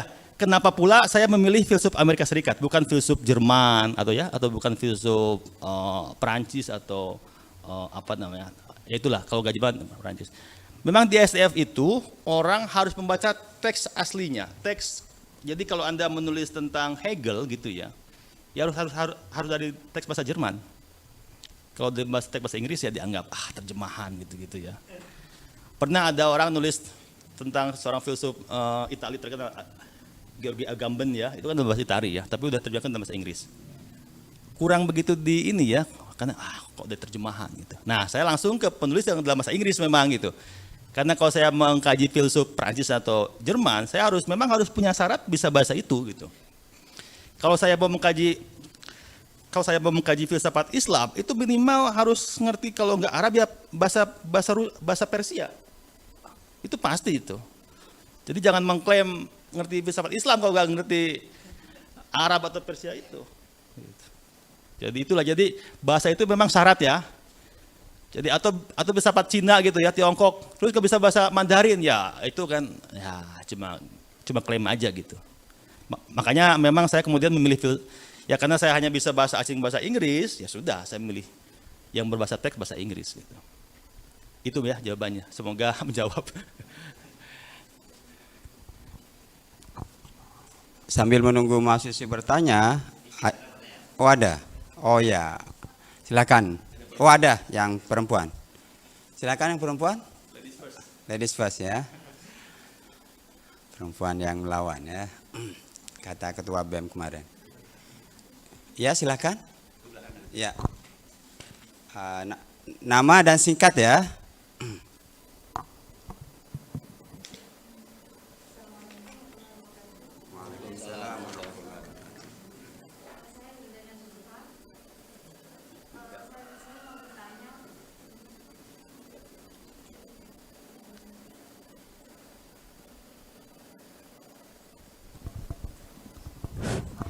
Oke, baik, yang mau saya tanyakan di sini dari pemaparan Pak Amin tadi sudah sangat jelas ya tentang beberapa teori-teori tentang Nancy Fraser tadi. Kemudian yang saya menarik juga tadi beberapa yang disampaikan juga disanggah oleh Bu Nyai Iah ya, bahwa Nurul Jadid sudah lebih dulu menerapkannya. Saya rasa sebuah penelitian tidak hanya akan menjadi sebuah penelitian saja kan ya. Yang saya tanyakan di sini, Nancy Fraser tidak akan luput dari sosiohistorisnya. Lantas bagaimana relevansinya dalam konteks keindonesiaan? Terima kasih. Langsung jawab ya, supaya nggak lupa. Atau jangan dulu.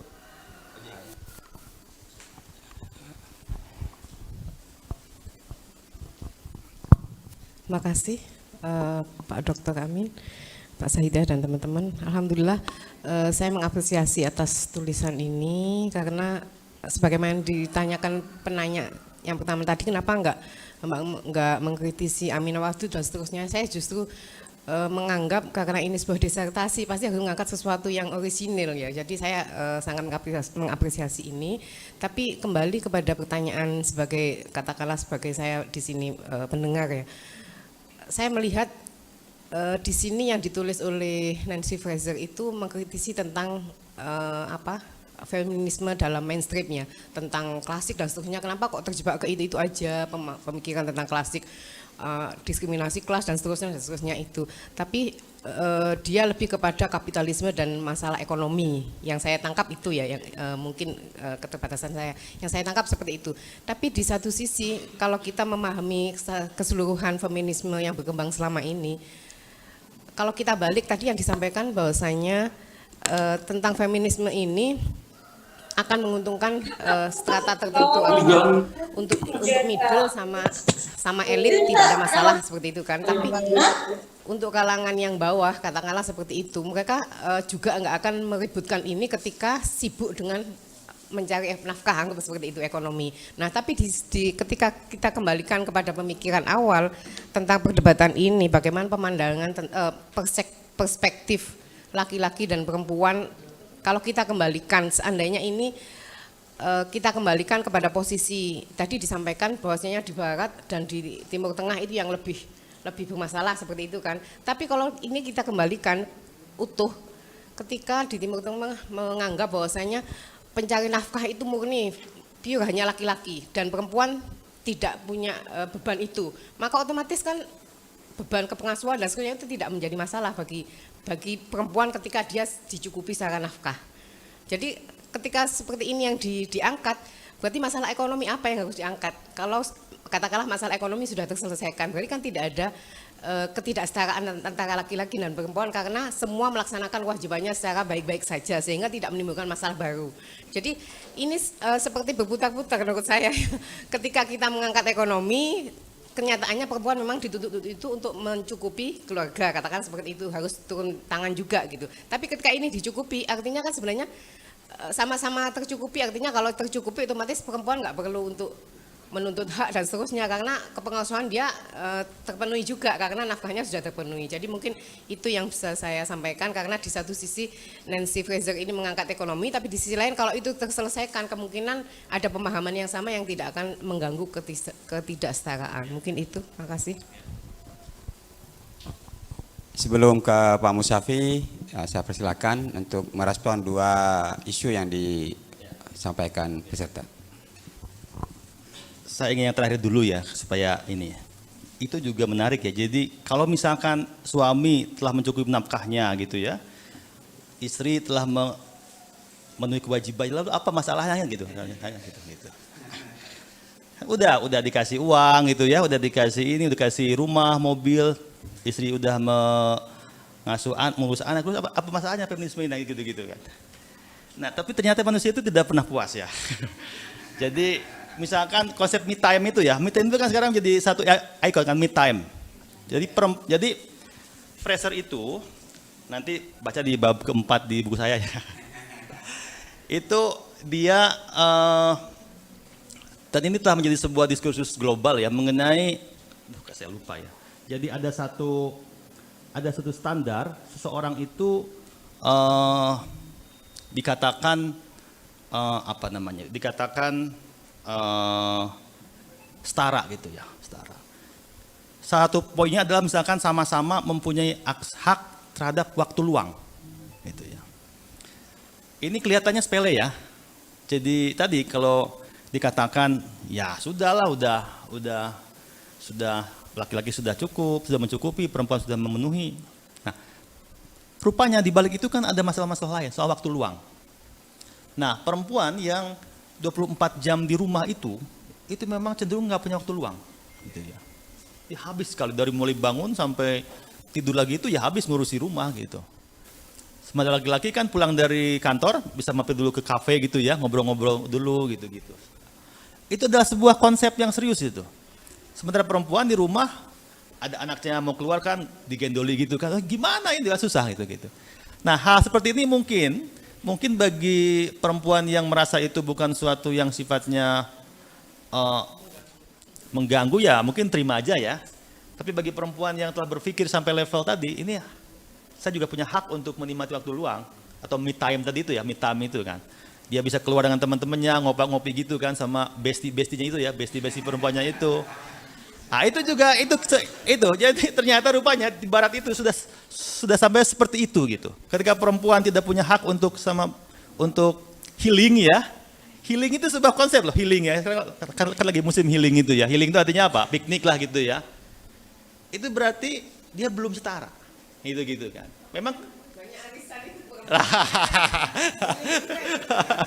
ya itu lah. Ini para feminis barat itu harus riset di Indonesia ya supaya mereka juga tahu bahwa ada banyak momen yang kelihatannya kultural tapi itu adalah healing gitu ya. Nah, memang sambil saya tadi jawab yang pertama. Persis. Betul. Iya. Jadi sambil saya jawab yang pertama tadi memang betul, makanya Nancy ada keterbatasannya ya. Bagaimanapun dia berpikir dalam kerangka pengalaman sebagai seorang perempuan kulit putih kelas menengah Amerika Serikat gitu ya. Meskipun dia punya keberpihakan yang jelas pada kelas pekerja ya, tapi keberadaannya ya sebagai perempuan kulit putih kelas menengah atas bahkan itu ya. Dia Yahudi, dia itu Yahudi sekuler secara keluarga, Yahudi sekuler kelas menengah atas, kulit putih ya, besar di New York gitu ya. Jadi sangat ini sekali. Itu mungkin tidak punya gambaran yang lebih jelas mengenai pengalaman tadi ya. Perempuan-perempuan, juga laki-laki ya, di masyarakat di luar dirinya. Saya kasih catatan panjang satu bab sendiri itu, keterbatasan Nancy Fraser. Memang itu novelty juga tuh.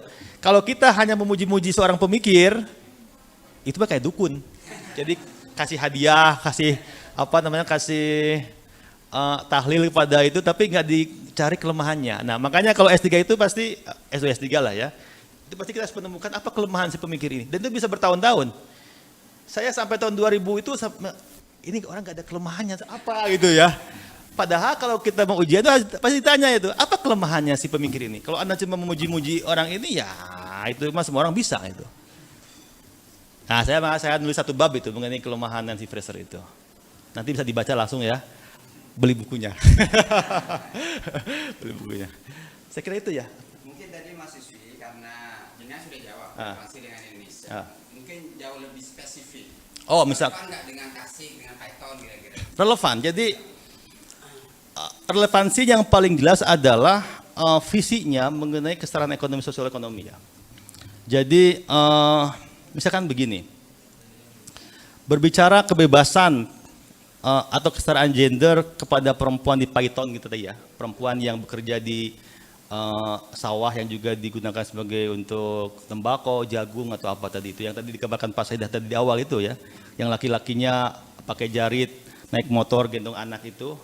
Jadi kalau misalkan Anda di hadapan mereka apa yang bisa disampaikan oleh feminisme gitu? Ya tadi itu.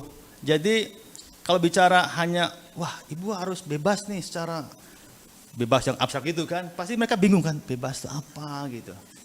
Ya, nah Fraser itu dia memberikan satu penjelasan apa itu kesetaraan secara lebih spesifik ya. Selain misalkan kesetaraan pada akses pada ruang hidup ya, pada pekerjaan gitu ya. Jadi artinya pekerjaan itu perempuan berhak untuk menafkahi juga. Jadi konsep mencari nafkah dan konsep itu bisa dipertukarkan ya. Laki-laki juga bisa mengasuh anak gitu ya. Perempuan juga bisa mencari nafkah. Gitu. Masalahnya kata Fraser memang apakah bisa laki-laki yang telah ribuan tahun itu memang dikonstruksikan hanya untuk mencari nafkah itu kemudian masuk ke rumah dan mengurus anak. Recording in progress. Gitu. Nah itu makanya pertanyaan mengenai tadi universal caregiver tadi itu kan sebuah pertanyaan ya, apakah laki-laki ini mau nggak atau siap nggak misalkan ketika Ketika tiba-tiba istrinya tuh bilang gini, istrinya tuh, wah menikah gitu kan, tiba-tiba istrinya tuh, wah saya mau sekolah ke luar negeri gitu kan. Atau ke Surabaya lah, jangan jauh-jauh, ke Surabaya, tinggalkan gitu kan. Mau nggak seperti itu?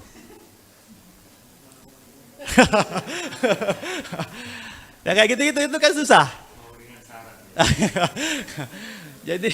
jadi makanya sebenarnya salah tantangan dinasti itu bisa nggak laki-laki gitu ya yang telah selama ribuan tahun berevolusi menjadi laki-laki yang hanya makhluk pencari nafkah itu mengerjakan tugas-tugas domestik seperti perempuan.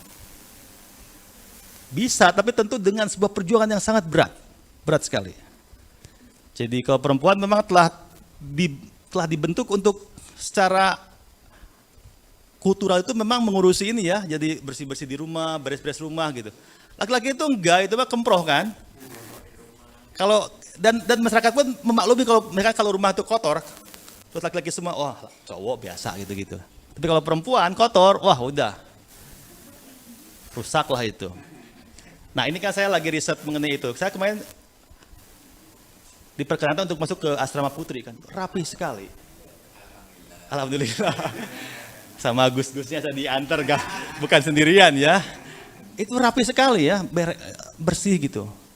Lalu saya masuk ke asrama putra di itu, wah beda ini, beda. Iya, saya makanya ini saya bingung, ini mau menuliskannya gimana ya, kok perempuan ini kok bersih, apa karena femininitasnya gitu ya, sehingga secara by nature itu mereka tuh cenderung memang untuk suka bersih-bersih ya. Beda sama di asrama putra itu, aduh mas, tong sampah juga berjatuhan gitu-gitu ya. Saya kemudian berpikir dalam kerangka gender gitu ya, apakah iya gitu-gitu ya. Tapi faktanya memang begitu kan. Di mana-mana kalau saya di pesantren, komplek perempuan umumnya lebih rapi, lebih bersih daripada komplek laki-laki. Karena memang mereka terbiasa untuk tadi caring ya, caring lingkungan, caring domestic spare gitu, caring ya kamar, caring barang-barang. Laki-laki kan enggak kan, gantungan baju, wah udah nggak karu-karuan gitu kan. Nah saya nggak tahu ini secara gimana, nanti Pak Seda mungkin bagaimana mengatasi soal kayak gini ya, soal sebuah budaya ya, ini kan juga patriarkisme juga ya. Budaya sedemikian rupa telah membentuk etik ya, keseharian laki-laki yang memang cenderung agak selebor ya dibanding perempuan. Nah, relevansinya bagi kita jelas banyak. Saya tunjukkan tadi dari sisi konsep keadilan Nancy itu, dan juga ini telah diklaim oleh beberapa peneliti mengenai isu kewarganegaraan. Nancy Fraser itu berguna untuk memberikan perspektif yang lebih luas ya.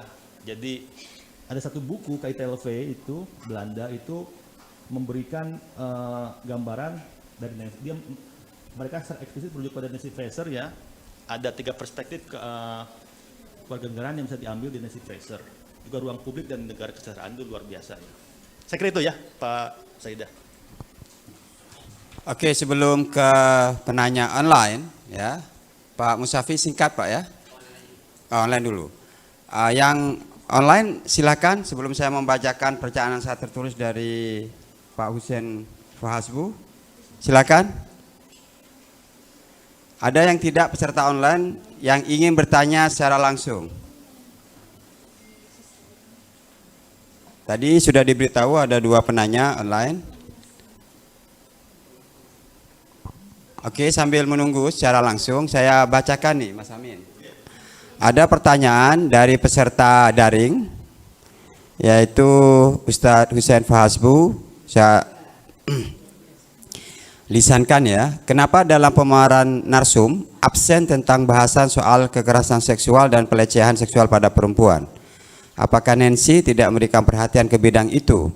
Sangat sayang isu-isu gender dan sosial kemudian absen soal masalah kekerasan pada perempuan.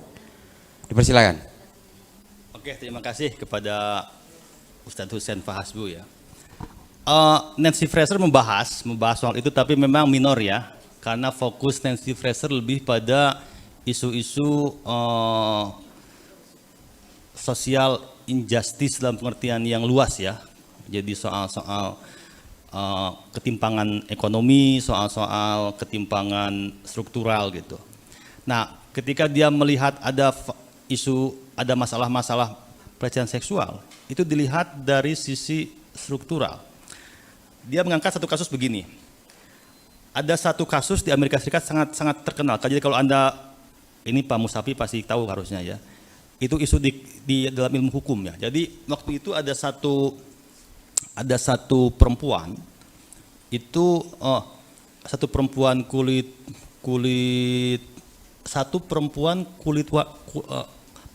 kulit putih ya, itu ngomong ke publik, saya dilecehkan oleh jaksa agung laki-laki kulit hitam, gitu. Wah rame kan? Nah itu 1 minggu sebelum pelantikan, jadi namanya Clarence Thomas, dia seorang jaksa agung kulit hitam terpilih ya. Nah persis 1 minggu sebelum dilantik itu ada seorang perempuan itu mengaku ke publik, saya bekas sekretaris pribadinya, saya dilecehkan, seksual harassment gitu ya, dan saya meminta ini dibatalkan, pelantikannya tersebut. Wah itu publik Amerika tuh heboh sekali, lalu DPR Amerika tuh bersidang untuk memutuskan apakah atau tidak. Bahkan ada semacam jejak pendapat ke publik. Nah, si Clarence tentu menyanggah kan, wah ini nggak benar, ini pasti dia sentimen karena saya kulit hitam gitu ya. Ini kan yang ini perempuan kulit putih gitu kan, pasti dia sentimen anti kulit hitam gitu. Jadi lucu, jadi kasusnya itu kan di Amerika isu ras sangat kental ya. Ini ada perempuan kulit putih mengaku dilecehkan oleh kulit hitam yang secara ekonomi lebih tinggi statusnya. Nah, debat ramai sekali. Akhirnya bersidang dan si Thomas ini menang, tipis sekali. Jadi kalau nggak salah itu 49 mengatakan dia harus ditolak, 51 itu harus diteruskan gitu. Jadi kata dia begini, ini membuktikan bahwa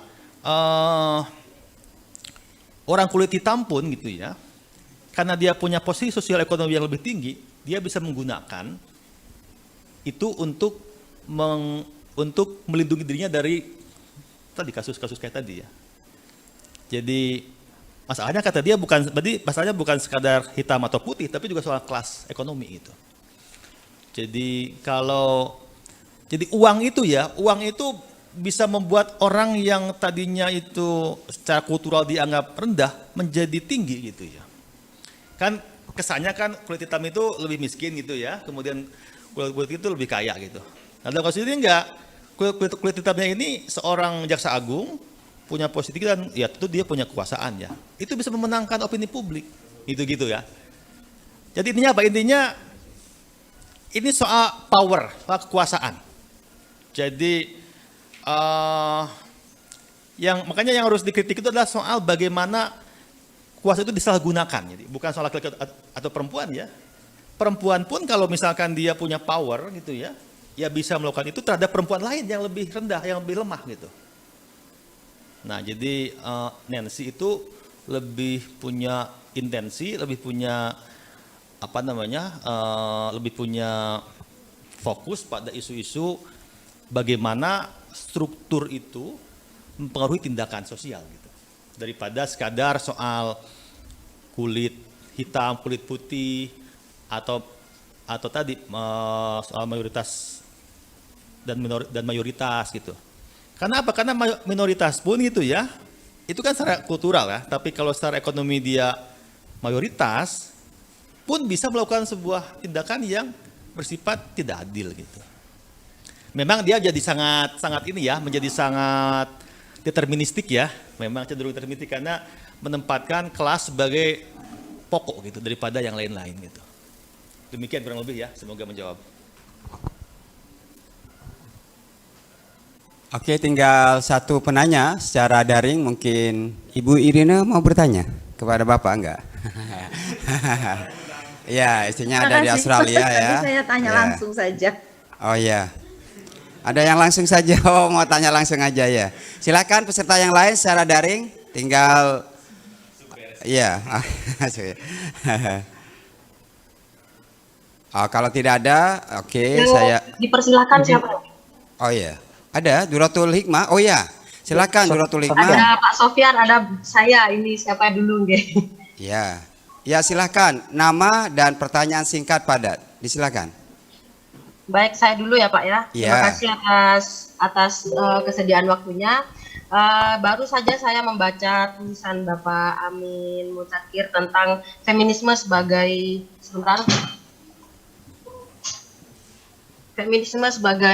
kritik kapitalisme. Di situ dijelaskan bahwa kritiknya Nancy dijelaskan bahwa itu adalah neoliberalisme. Dan dijelaskan juga beberapa sejarah munculnya neoliberalisme, feminis neoliberalisme. Salah satunya dari feminis liberal tentunya. Dan saya curiga bahwa munculnya feminis neoliberalisme ini jangan-jangan juga berdasar dari feminist cultural atau cultural feminism.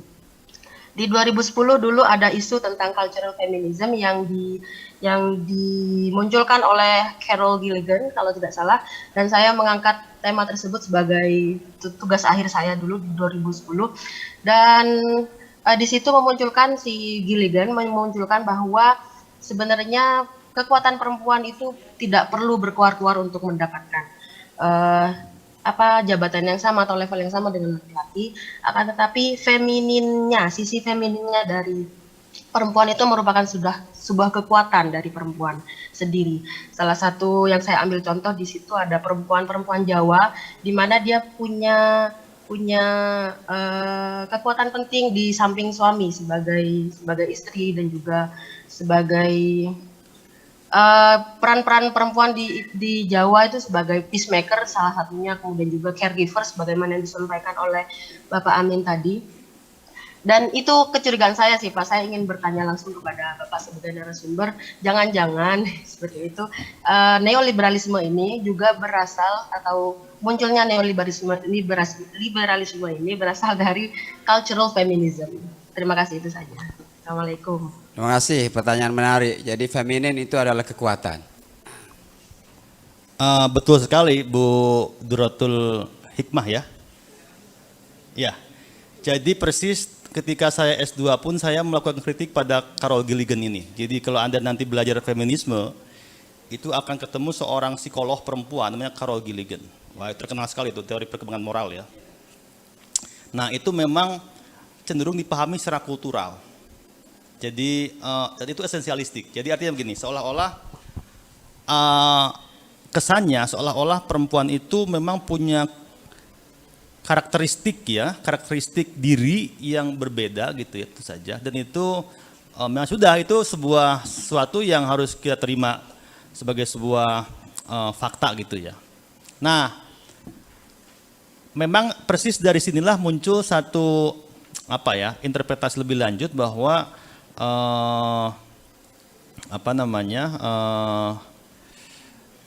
ini berkembang menjadi satu interpretasi lebih lanjut bahwa akhirnya perempuan itu memang seolah-olah ya sudah tadi kayak yang dikatakan tadi bahwa ya kalau perempuan misalkan sudah menjalankan tugas caregivernya secara baik dengan ukuran tertentu, dan laki-laki telah memenuhi kebutuhan nafkahnya secara ini, lalu apa masalahnya gitu. Nah, interpretasi terhadap teori-teori psikologistik ya seperti Gilligan itu memang cenderung menggiring orang pada apa yang kemudian dimasalahkan oleh si Nancy sebagai neoliberal feminism gitu. Ada indikasi ke arah sana memang betul. Jadi cultural feminism itu adalah satu langkah menuju neoliberal feminism gitu. Meskipun tidak identik ya, tapi ada kecenderungan ke arah sana. Gitu. Ya ini diskusi teoritik yang memang ini ya, kalau nanti teman-teman masuk ke diskusi feminisme itu akan ketemu tuh nama Carol Gilligan. Sangat teknis ini seorang psikolog ya. Jadi dia melakukan tes pada perempuan juga laki-laki untuk melihat memang ada perbedaan bahkan moral di antara dua gender ini gitu. Demikian, terima kasih. Terima kasih. Karena untuk yang daring sudah selesai, dan terakhir sebelum kegiatan diskusi ini ditutup kepada Pak Musafi untuk memberikan. Sudah selesai. Oke, terima kasih kepada para peserta yang telah mengikuti dengan baik diskusi daring yang diikuti oleh banyak peserta, baik yang hadir di gedung Wisma Dosen ini dan dari banyak negara. Oleh karena itu saya mengucapkan terima kasih. Sebab ini adalah momen yang paling penting. Madura itu negara, Pak. Banyak yang dari Madura juga. Setelah mencatat berapa pikiran yang disampaikan oleh Pak Amin yang berat menjadi ringan, ini pentingnya seorang sarjana hadir di tengah-tengah kita agar pengetahuan itu tidak hanya dibahas dalam pengertian yang rumit ya, tapi juga praktis. Oleh karena itu inilah pentingnya bedah buku yang mungkin Anda bisa lebih dalam untuk membacanya nanti setelah terbit pasca prapesan ya. Ya, oke. Selain itu perlu disampaikan bahwa saya mempunyai banyak catatan karena secara emosional dan intelektual saya dekat dengan apa yang disampaikan. Bahkan yang terakhir Carol Gilligan misalnya, karena saya mengajar etika dan filsafat, saya meskipun melihat Carol dikritik, tapi bagi saya ada pernyataan Carol yang menyentuh saya. Kenapa charisma, ya, sebuah aliran etik yang merupakan perempuan itu sosok penting, bahwa kebaikan itu lahir dari ketulusan dan itu lahir dari seorang ibu. Dan pengalaman saya, ibu itu sanggup 24 jam tidak tidur karena anaknya sakit dan suaminya pasti tidur. Jadi apakah Anda menyangkal Carol ini? Kan tidak, ya, justru laki itu lemah dibandingkan perempuan. Anda harus akui itu. Anda bisa nggak tidur 24 jam sementara nanti istri Anda itu berjaga ingin memastikan agar anaknya itu yang sakit itu? Kan berarti Anda harus belajar kepada perempuan. Iya. Betul nih ya. Bahkan bapak-bapak ini penakut memang nih ya. Oke, itu saja yang saya bisa sampaikan agar kita langsung kepada acara terakhir. Saya akan terima kasih kepada kehadiran para mahasiswa-mahasiswi, terutama NIA yang telah memberikan dukungan luar biasa agar dunia literasi di Universitas Nurul Jadid dan secara umum di Pondok Pesantren Nurul Jadid tumbuh subur dan berkembang. Dan saya juga terima kasih kepada Dr. Amin yang telah bersedia menghabiskan waktunya di tengah kesibukannya sangat luar biasa dalam penelitian dan secara keilmuan juga sangat luar biasa. Oleh karena itu sebelum saya tutup saya mohon maaf kalau ada kata-kata yang tidak enak didengar dan mari kita akhiri diskusi ini dengan bacaan hamdalah alhamdulillahirabbil alamin. Selanjutnya saya sampaikan kepada pembawa acara untuk melanjutkan kegiatan ini. Terima kasih.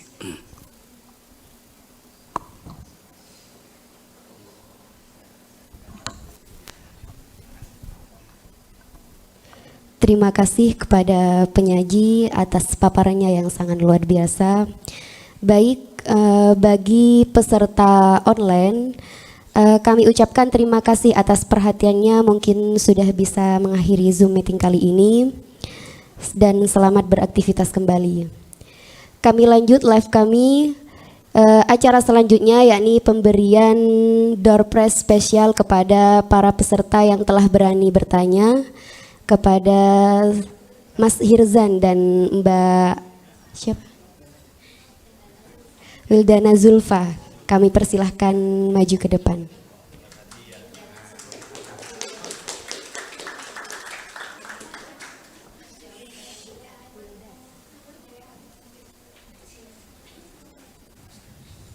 Dan kepada Ibu Amelia Herlina SIP Mkom berkenan untuk memberi hadiah door prize.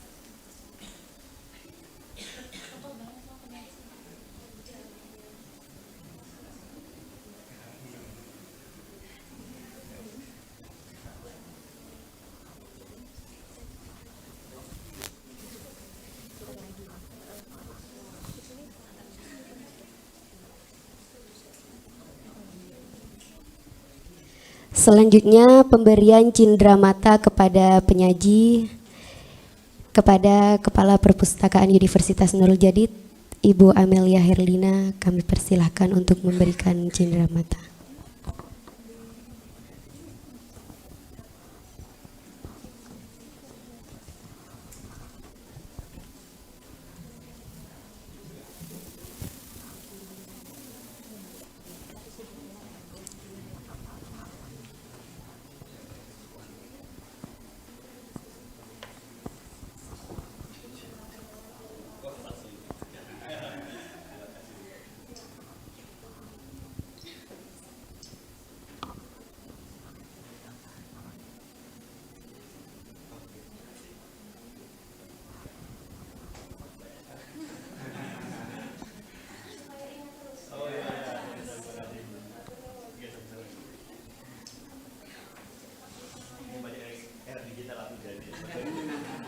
Dulu nggak terbayangkan.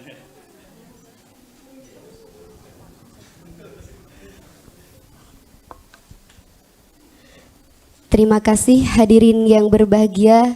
Tibalah kita pada acara penutup dan doa. Dimohon kepada Bapak Musyafi Miftah M. Hum berkenan untuk menutup acara bedah buku pada pagi hari ini.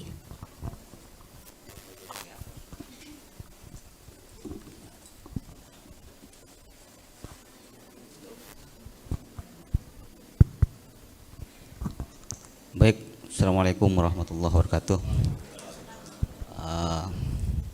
Marilah kita tutup acara kelas literasi bedah buku feminisme kritis Bapak Amin Mudakir dengan doa. Semoga apa yang telah kita peroleh dari pemaparan bisa menjadi tambahan ilmu dan bisa menginspirasi kita untuk melakukan advokasi sosial terkait dengan ketimpangan-ketimpangan yang terjadi di Paiton. Ala dunia wala kulitin sholihah. Al-Fatihah. Bismillahirrahmanirrahim. Yuafi na'amahu wa yukafi majidah. Ya Rabbana lakal hamdu kama yanbaghi li jalali wajhika wa 'azimi sultanik. Allahumma sholli ala sayyidina Muhammad. Allahumma rabbana sallallahu. Allahumma sholli salatan tunjina biha min jamil al-afat wa qina min hayat wa min jamil khat. Allahumma sholli salatan kamilatan wa sallim salaman tamman ala sayyidina Muhammadin alladhi tanhallu min qadafari fatul khair wa ghaib husnul khawatim bil ghamam wa wajhil karim wa ala alihi wa sahbihi fi kulli lamhatin wa nafasin ba'dak. Allahumma ja'alna sholihan kamilan aqilan hadikan bi rahmatika ya arhamar rahimin. Allahumma ja'alna sholihan aqilan bi rahmatika ya arhamar rahimin.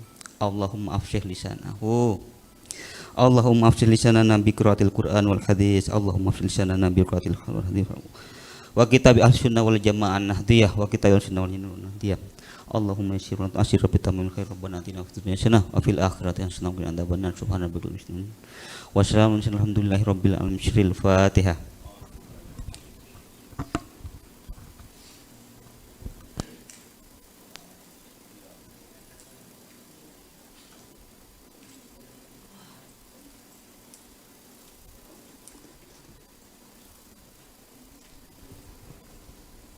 Terima kasih kami sampaikan. Tibalah kita pada acara terakhir yakni penutup. Mari kita tutup acara ini dengan pembacaan Alhamdulillah bersama. Alhamdulillahirabbil alamin. Saya selaku pembawa acara mohon maaf jika ada salah kata. Akhirnya dari saya, Assalamualaikum warahmatullahi wabarakatuh.